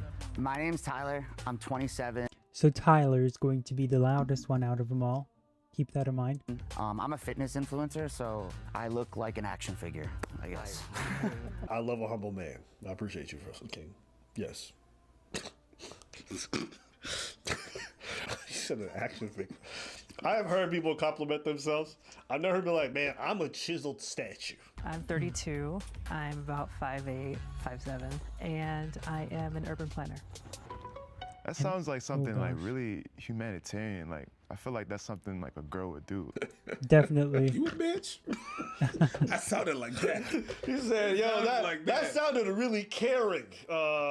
That's something women do. Ain't no dude out here planting trees, making sure people live. Yeah, that sounds like bitch behavior. That's what it sounded like. But what a weird thing to judge someone on. My name is Caleb. I'm 21. Body type, I'm not a big guy. I'm like 5'7". Always wear like platform shoes to kind of compensate for that. Honestly, I just wanted to get Platform shoes, she kind of gave herself away because guys don't really wear platform shoes. And even when they're short, I mean, there are some sad guys that do feel like they have to even get like height surgery. Apparently that's a thing now. Those people exist, but most guys just, they have to live with it when they're short. And they kind of play it up as short kings, But it's a real struggle, and they wouldn't say that they're trying to, like, they have to be better because of that. You wanted to pretend to be a man? Like, if they, they wouldn't admit that they're lacking something, is what I'm trying to say. And you said you wear platform shoes to compensate? So those are the people who are going to be in this, right? This is a horrible mole. Even humanitarian is suspicious. It's like, yeah. Wow, I'm humanitarian, but you a bitch. Yeah, look out here wearing platforms. That's weird. Honestly, I just wanted to get past the first round. I was kind of banking on the fact that I heard other voices out there being a little higher than mine. Who thinks who's a chick? I think the second person is a chick, 110%. Dang. The first one, honestly, you yes. strike me as a chick that with the platform shoes thing, but the second one is a chick. See? Yo, they already got this dude. Yo, Mr. Action Figure is taking the lead. Listen, great. Captain America said, I'm toxic and I don't give a fuck. Listen. You and you, listen. chicks. Number 1 and 2, girls. This is gonna be the shortest episode, I think. That scared me because I was expecting people to just think that I'm some chill dude. No, and you don't even talk like a dude. Some chill dude. Like you don't even talk like a dude. Even when you said, "Hey," did you see that? Even when you said "chill like a dude," you went like this, like it's some shit that guys do. No, yo, I'm it's so just, chill. How do we get out of this? This is the face women make whenever they try to imitate a dude who's like a bit dumb but try to be cool. I'm here with the boys, and we're here to hang out and chill, drink beers, and watch a football game. I'm and stuck, dream about a girl guys. sucking her dick. That scared me because I was expecting people to just think that I'm some chill dude, super chill vibes. Chill and dude. So I had to kind of work off of that because he clocked me right away. What is something that only men would know? Number 2 then. Sure. Number 2. Yeah. What does it feel like peeing with a boner? Difficult. Come on, yo. Spit it out. Yo, this guy's a straight bully. It's over for us. Yeah. Huh? Or you just know what it feels like to have a boner in your mouth. Like, that's what It's difficult. Difficult. That's a chick, 110%. I've never had a boner, unfortunately, and I've never had to pee with one. So I was sitting there like, perhaps it feels really awesome and cool to pee with a boner, but then apparently I was wrong. She doesn't I was do her also even research. sus of Tyler just because he dominated the conversation so much. Maybe he's just saying too much because he wants to like direct attention off of himself. Number 2. What's I mean, that guy sounds like a woman too. your favorite video game? Kingdom Hearts. Chick. Every time. Hilarious. I didn't know that wasn't a very manly game, but it's like one of my favorites. Yeah, it's not. It's pretty spot on, honestly. If you see Kingdom Hearts, chances are you're a woman. Or if you see something like Animal Crossing, that's another one. Especially Animal Crossing, just ask Brie Larson. She will tell you all about Animal Crossing. Yeah. I mean, it's hilarious that people will be definitely triggered by what Tyler is doing. But honestly, that's the thing about guys. They don't care. They're very prejudiced. And look where it gets them. They can already kind of smell out the mole straight away. And that's what they don't want. They don't want people to. They don't want men to be like Tyler. I was like, I know a lot of girls who play that kind of game. Kingdom Hearts and Minecraft. What's a feminine hobby you have, or a hobby that you like consider more feminine? I would say meditation and yoga. It helps me stay focused on things like when I get stressed out. I'd say probably art. I hear people say it could be feminine sometimes, but I don't believe that. My man on his Leonardo da Vinci shit. Hey yo, what you do? I like making music. Okay there, Beethoven. Okay there. You know what? I'm not gonna lie. Let me go. I've been learning how to cook, and it's something I really enjoy. Okay, Gordon Ramsay. What the fuck? He's on this Gordon Ramsay shit. I'm studying, some science, just some physics at school. Alright, look at you, Bill Nye, the science guy. I thought you were gonna say like fucking Einstein or something. Nah, Bill Nye the scientist. Bill Nye is not even a real scientist. Probably for me, man, I would just say like I've been True. into fashion. Like I'm not the best looking guy, so I've always had to like cope with it for like looking nice. Cringe. I like dancing. I'm on the Stanford cheer team. Go Card. Ooh, and on the bottom. Hey, he was really into that whole cheer stuff. Ooh, you gay too? Okay, big step over. There you go. I've been misgendered on the phone, to my face, so many different circumstances. I was like, okay, this is just another situation like that. I'm so sorry for voting him out, but also I kind of had to use him as a stepping stool to get to the second round. I want to finish the feminine hobbies. Sure. Yeah. I personally write poetry.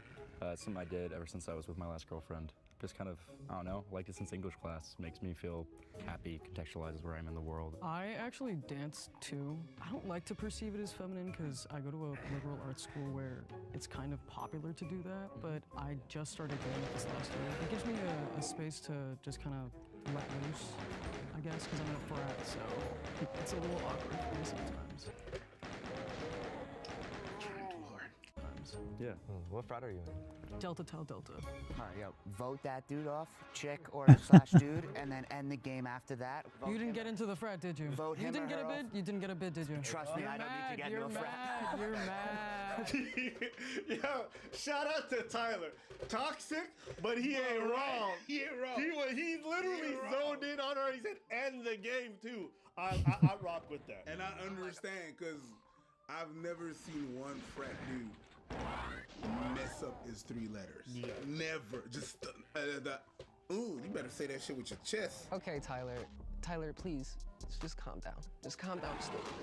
This much. Why is this guy telling him to calm down? It's like he was probably already kind of like sussing out the toxic masculinity, and then just looking by that guy, you could tell he was kind of like threatened by his I was gonna say masculinity, right? But it's like, I guess he's kind of acting like a douchebag in a lot of ways, but at the same time, he's very sure of himself, very confident, and you're here to win. And then this guy's like, yeah, please, you're being problematic. It's like, do you want to win? Just look at him. He looks like a girl too. Tyler, please, just calm down. Just calm down. Just this much. Or I guess acting like one. Like, what is this? Can people lie about their age? Why do you want to lie about your age? I don't know, the 16-year-old. I vote you all the way to the right. Stay mad. Out. Why are you overcompensating? He said, lady, don't talk to me. I'm just talking to the dudes right now. Don't talk to me, girl. Yeah, What are some challenges as a guy, would you guys say? People assuming we have the worst intentions. Ooh, I really deeply care. Like, I'm a romantic. Yeah, I know what you mean. I know what you mean. Yo, Tyler don't give 2 fucks. Tyler is toxic, but as an old geezer, I kind of understand. What do you know? But to be fair to the 16-year-old, it is still true that even at that age, in some areas, you can still be seen as a threat. But, and also these kids are on TikTok. They're ingesting all this social justice stuff, so they hear about it. They see it. Yeah. Hey, dude, No, I'm 21. I'm 21. Hey, dude, I'm pretty dark.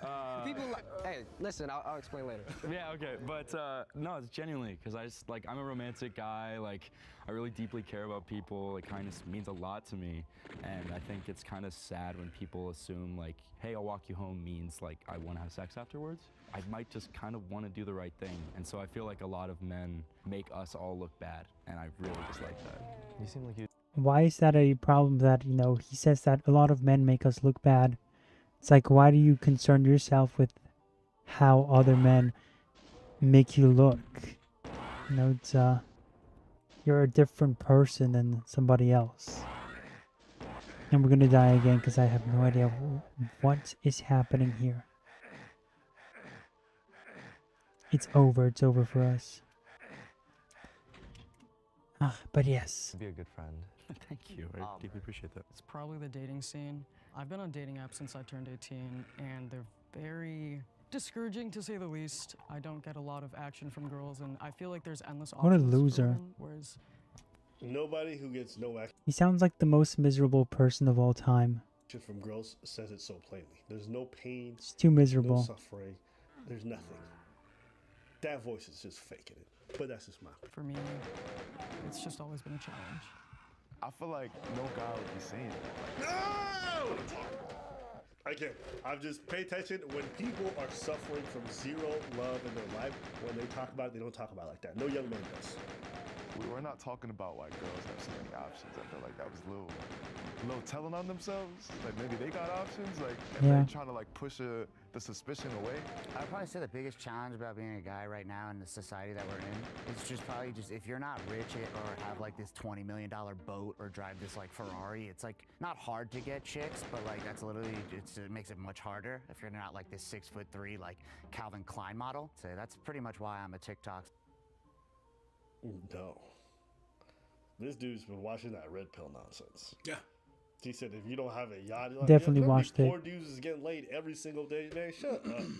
I don't know who's been spreading this talking point about you need to own a yacht, you need to be 6'3". Like, bro, just say you got no game and just end it there. I'm not saying it's not difficult for some people, but like, brother, even if you never ever had a social media account, just you and your physique, you'd be able to get women. Maybe not the women that you've been chasing your whole life, because the only women I know who need a dude who has a yacht are super attractive women. Listen, I've been dusty for like 95% of my life, and no money to my name. I didn't have a car. I barely had a place. Your boy was still. Where's this red skull? Stop. A yacht? 6'3"? Nigga. Dusty, 95%. Dang, we're back It's to like this. You could pull it off. I don't know how to explain it. You said I look good even though I was dusty? Is it? Maybe no, we gotta you go look dusty back. when you look dusty, but yeah, you could pull it off. You could. You want to know why? Why? Because I embraced it. Yeah. They can only use it against you if it bothers you. It's that Eminem shit. Yeah. That 8 Mile shit. I am what I am, but there's no doubt that once I start to change, you know what I mean? Things change. It's like, listen, it's not gonna get better than this. Hey, listen. Might have been dusty, but it was always clean. I'll say that. It was, but it's just like, bruh, that coat is patched up. I'm like, I don't care. Oh yeah, you guys don't know what Yo, I was the number of time I was like, oh man, just give it up. Just buy another one. And then calling this a coat is a stretch. Yes. This is a big shirt. This a relic. Okay. Now y'all don't know what happened to this shirt. Patches. I literally paid somebody to patch this bitch up. So you can see here, like it would tear the seams. Like now it's already out of order, so I can't wear it anymore. I love it. You got the Bleach. chlorine, the bleach right Yeah, here. bleach. But if you look, there's a patch. And I'm not gonna lie, I'm gonna say this. I'm actually so happy I patched it. Even this all patched. It literally was ripping all around here, and so somebody I know patched the whole black portion. Listen, I actually love doing that, to be honest with you. I ain't mad at you. When you patch up your clothes and you fix them up, it feels really good because you build like more of a relationship with the clothes. It's much more edited. Like to be able to do that kind of stuff, I wish I would do it with more of my clothes that I knew would last a long time. I think patching up clothes that have a long shelf life is not a bad thing, and that thing helped me through like 7 or 8 winters. So I love that coat. I'm always gonna love it, and I never got rid of it because from the moment I was poor to when I started making money, that coat was with me. So for me, one day I'm gonna frame it and just leave it as a relic. I ain't mad at it. Yeah. But somebody was like, you're going on a date with that shit? Bruh, what are you doing? This shit was fire, bro. Like, hold up. I'm not even gonna front you. Like, let me put this bitch on for this video because this is a classic. Now again, It's a classic. like Look, no, but look. It don't even fit. No. That's too short. no. But I'm not even gonna front like this thing. I never wear. I've never worn it in years. But like, yo, I used to love rocking this thing. Yo, this thing right here. I'm like. I don't know what we're missing here. I ain't mad at it. This Timberland shirt. Ain't it this? Let's put it that way. I'd say ABBA and Preach been watching them since 2020. Love them. There you go. Glad we have another Abin Preach enjoyer. I just kind of like discovered them not long ago, honestly. And yeah, and I'm stuck in this level. Something tough would be, like, people ask me to open things a lot of the time, like my mom, and I don't really always have that strength on me. I fail That's a lot, a and you that's problem. embarrassing. So I think that's Hit tough the gym, sometimes, honestly. dude. Men, You know, you don't have no excuse to not open jars for people. And look, I can see you. Okay, I can see you. I don't have a blindfold on. I can tell you don't go to the gym. Okay, hit the gym. Stop complaining about nonsense. I can't open the pickle jar. Listen, go to the gym. Stop making a fuss about it, and stop crying. Okay. There's better stuff to cry about. Let's see what Alan says. all have their problems and women have their problems too, but I feel like for men, it's very hard for them to be able to reach out if they need things. I will literally do anything before I ask for help. Like, it's just how it is. I think what Alan said was very touching and a very real experience that men have to go through in this life. We teach men to perceive vulnerability as weakness, and that's so just over not the for truth. me. It's not weak. It makes you a human being. Do you guys feel like you have someone that you can go to for emotional like support and vulnerability? Yeah, I have a brother. I have a twin sister. My dad. Caleb. I tried to do like ethnographic research on Got dudes, him. but at the end of the day, I'm a chick, and there's only so much lying that I can do. Please raise your hand if you want to continue playing the game. Yo, this is the shortest episode. Nah, yo, hey, listen, Tyler, you did that. Hosky on Twitch says, has she, in quotations, transitioned because I refuse to believe that that's her actual voice.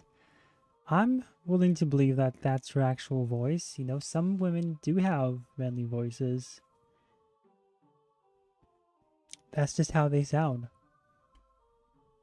Just like that one gay dude sounds like a chick, you know? And that's what it is. Hosky, the Switch 2 is really coming out this year. F-bomb. I don't think it's coming out this year. And why are you throwing around F-bombs? Is it because you bought the Switch last year, just like me? And you're kind of like upset. Well, you're kind of, I guess upset is the right word, but upset that you're gonna have to, you're saying, yeah, you know what I'm gonna say. You're upset that, you know, it's only been a year and you can, and you, if you waited 1 year, you would have gotten the new Switch instead. Well, here's the thing, it's gonna come out, I don't think it's gonna come out this year, it's gonna come out in 2025. That's gonna be very clear. The Nintendo Direct is going to come out in June. And one of the, I think it was the official Nintendo account of Japan that said they are not going to be announcing any Nintendo Switch 2 news. And that's a June Direct. So keep that in mind. So when is the next, when is the next Direct after that one? Like what? August? Maybe, let's say August, right? They need still a couple of months to market it, and I think it's not gonna come out for sure this year. They said they're gonna be announcing games for the rest of 2024. So all those games have to be for the Switch, the original one. So for the sequel, for the number 2 sequel, for the successor, I think it's definitely going to be 2025, early 2025, I think. Hopefully, because I'm in the same boat. And I don't know if I'm going to get the new Switch because I'm pretty I like this one. And if I ever want to get a new handheld, I might as well just get the Steam Deck, you know? I bought my Switch in 2017 at midnight launch. Wow. That, Far Cry Lego said that. That's, crazy. I mean, I'm not surprised, but that's kind of cool. they didn't do the midnight launch for PlayStation 5 and Xbox Series X. Of course, we know why. We had the lockdowns. But those, like, midnight launches are kind of like a relic now. And I don't think that they will ever come back. I will get the new Switch when it drops. And I did not expect any less from you, Fucker Lego. I expected that, and I respect it too. Tyler, you did that. Toxic, but you did that. But yeah, like, Nintendo has a couple more games to release. Like, everyone is waiting for Metroid Prime 4. And what else? And I think that's pretty much it. But I think that's a big one. And I just need them to release a Wind Waker port for the Nintendo Switch. That's all I want. That's all I've been waiting for. I just need the Wind Waker HD on the Switch. That's all. That's all I'm asking for. Just please release it. I don't even need it to be bundled with Twilight Princess. It'd be nice if that were the case, because then you would be able to play every single Zelda game on the Switch. But I just need Wind Waker HD. That's all I'm asking for. Please. That's what I want. That's the only thing I want, really. And apparently Nintendo is sitting on the back catalog of all these remasters that they're just not releasing because they probably want to just save it for the next Switch. But if they release the Wind Waker HD on the next Switch and not this one, then I'm going to be very upset. I'm counting for Wind Waker to come out for this one as well. It has to. I will be upset. Now, plot twist, one of those dudes is actually trans. Imagine. And it's Tyler. Jubilee's transphobic, so they're saying that's the woman and the imposter. And this video is not going to end the way that you thought. Imagine it's Tyler. If Tyler... If Tyler's trans, I'm like, God damn! Yeah. So the mole got deceived too. Yeah, that'd be crazy. Amazing. Jubilee's like, we've never liked trans. That'd be amazing if Tyler's a trans dude. You won. Yeah. Good job, boys. 2, 1, go. Oh my God! Is there 2 chicks? Oh no, there isn't. There's 1 chick. He said there's 2 chicks. No, there's 1 chick. He thought that there were 2 chicks, like a trick, not a trick question, but a trick scenario where they didn't tell them that there were 2. And this guy was just, he has no reservations whatsoever. He's just gonna say what comes to his mind. And I also respect that. And they don't show it in this clip, but in the original one, when you watch it, the woman in that situation, when she heard that, when Tyler said, oh, there's 2 chicks, the I forget what her name was, Caitlin, whatever, the woman flips him off. She shows him the middle finger in defense of the gay guy. I'm just gonna assume he's gay, okay? That's what I'm gonna assume. I think it's a safe assumption. I'm gonna use my inner Tyler here to my inner Tyler senses to decipher that he's probably gay.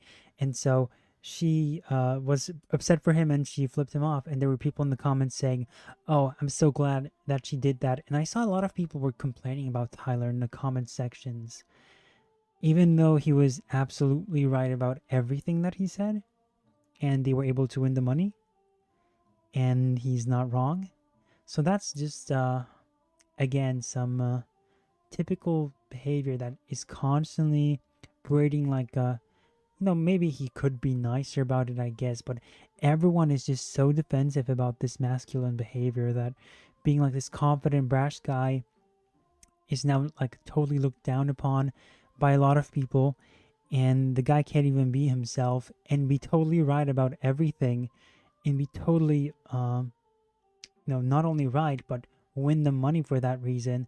It's not like he's just being a jerk about it and then he's totally wrong about everything. They won. This is like probably the quickest video that they ever made, mainly because Tyler took the lead on this one.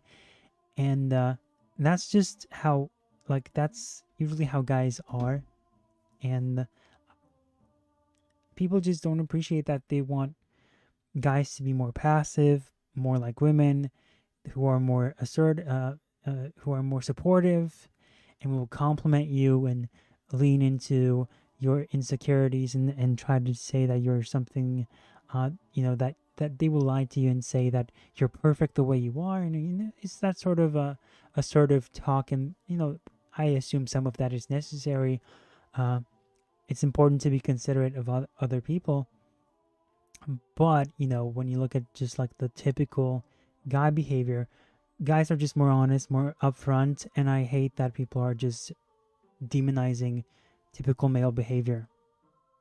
I hate that, and I think society, we live in a society, society has gotten weaker for it, and we need to bring back some of that energy as well.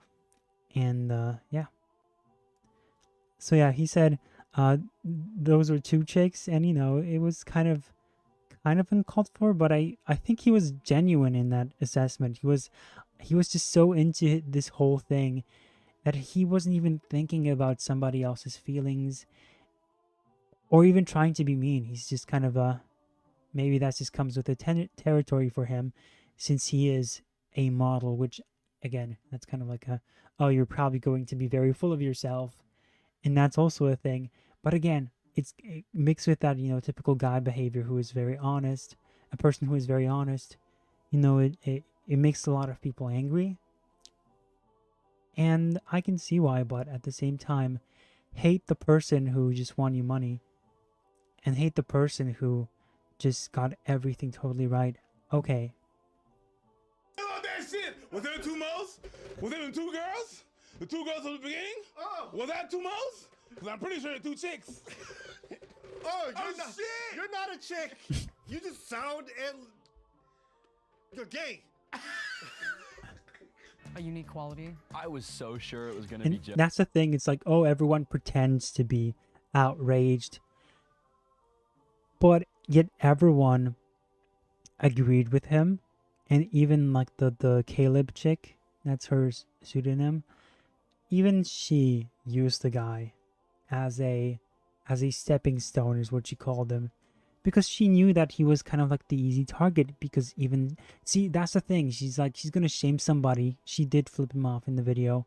She showed him a middle finger, and so she's gonna be mad that somebody's being honest, whereas she's just gonna pretend like she cares about him, while in reality she's still going to use him as the stepping stone, because she knows that he fits a lot more feminine qualities than he falls under like these more feminine. He has more feminine qualities than the masculine ones, and it's like you used him. You're even worse because you used him, whereas everyone else was just trying to guess. Yet you're the one that's pretending that you care now. Isn't that interesting? And that's also something that women tend to do. They're like, oh yeah, like again, it's kind of like that stab you in the back sort of approach.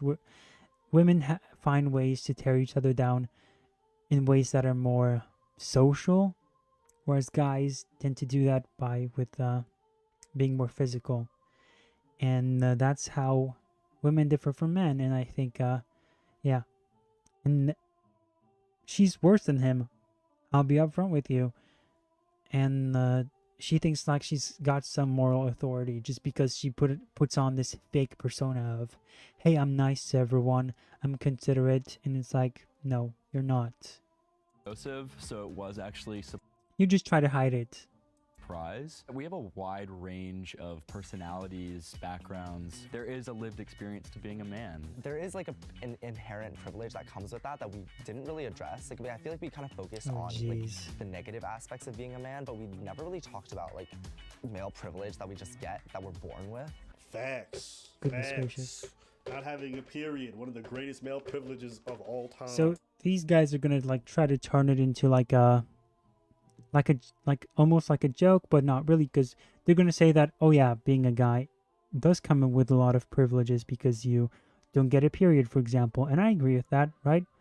But then again, women also have their privileges, and 100% I guarantee that this guy, when he said male privilege, he was thinking more of like a male privilege from a perspective of society, or that they always have it better almost every single time. And he was probably thinking of the $1 for like 77 cents for every dollar a man makes. That's probably what was going through his head. So I think it's important to acknowledge that sort of nonsense coming from his mouth and where he was going with that. And because a lot of it is untrue, and I guarantee you that he probably would not acknowledge the fact that women almost have, I think they have more privileges nowadays than men. And he's not going to say that for sure, but again, these guys try to take it in a more comedic direction, which, good on them. Every time I see girls having to deal with some of the craziest symptoms I'm like, yo, I love being a man. Love it. Every time I see women carrying them babies and they're just transforming like a movie Aliens, I'm like, I love being a man. Those are privileges. Even when it's over, it doesn't leave without a fucking bang. Yeah. It's when I see women orgasm, I'm like, okay, maybe I don't like being a man. That shit looks way better. But then I find out most women never get to orgasm, and I'm like, I still love being a man. We just got it better, bro. Like, we might not get there as often as them, but bitch, we get there. But we get there. We get there. We get there. So anyways, team man all day. I'm going to go back and retire this jacket once again. I will. This jacket going straight back in there. God damn. Yeah. Anything else you want to say? No. All right. So what you got? That was quick. Ink stains. Oh no, you like have pens. everything on that jacket. Yeah, this jacket been You through got everything. War, fights, winter, Vietnam, summer, travels, repairs, washes, hold stills. Oh yeah. Couldn't pass them all up. At some point, I'm like, all right, it's time to. We hit the 4-minute mark, so I get 4-hour mark. So that's there's like 46 seconds left in this video, so I guess there's no more there's no point of watching it further. But closing thoughts about this whole thing. I think the powers that be don't want men to be men, and that they don't want people to be honest. They don't want people to be confident and to push back and to be prejudiced in some sense, because prejudice in a lot of ways, it's or I guess this instinct to kind of like differentiate people. They don't want anyone to be like that, because they just want us to be more obedient, more to go against our gut feeling and our instincts, even though they're right and they come very useful, not just in survival settings, but in everyday life. And they want us to be just kind of more compliant. And being more compliant means you kind of lie to yourself all the time. And like I said, women are kind of better at that. It's more feminine to kind of like tell yourself like, yeah, you are perfect. You go, queen. You're beautiful in every shape and size. And it's like, okay, we get it. No, you are not. And the guys are just more upfront about this sort of stuff. And that sort of quality is very much looked down on. The ability to call out BS when you see it, and to be loud about it so that no one else gets fooled. That's something that they don't want to see, and that is why they're going after masculine men, or why they're going after men in general. It's because they know that the foundation of every society is not only just a woman, but also a man. Because a man is going to be your best form of protection. He's going to fight the wars. He's going to step up. Even when it comes to ideological conflicts, the guys will be the ones to step up. To have a strong nation, to have a strong culture, you need to have strong men who are not afraid of adversity. And that's that. We also need strong women as well. But for that foundation, for a nation to not fall apart and to last for decades and centuries even, you need strong men. And that's where I'm going to end on. So thank you for checking the stream out. Hopefully you enjoyed some of Hosky. I want Wind Waker as well. Same. Literally same. So I hope you enjoyed this one. I don't know how many more levels we have left in this. There seems to be a lot more in this episode. Maybe, maybe not. I'll try to look into it, and maybe on my own I'll also try to find a way out of this without needing to look into it. We'll see what happens. But yeah, Saturday is Red Dead Redemption time, baby. And I'll try to prepare some more clips. I have some prepared as well. I already know what I want to do. And I'm thinking of some other stuff as well. Like not just playing video games, but that's like something that is a very work in progress. So it might not even happen. We'll see. And yeah, 4 hours, huh? Again, I cannot, like, I gotta be able to cut it down shorter. I know some of you like these longer streams. I like them too, but I just know that it's better to make them shorter. Anyway, enough blabbering from me. Once again, thanks guys, and I was gonna tell you to I wish you a Merry Christmas, but it's not Christmas, so I guess I'll just wish you a good day and a good night, a good evening, good night. All right. In that case, take care. See you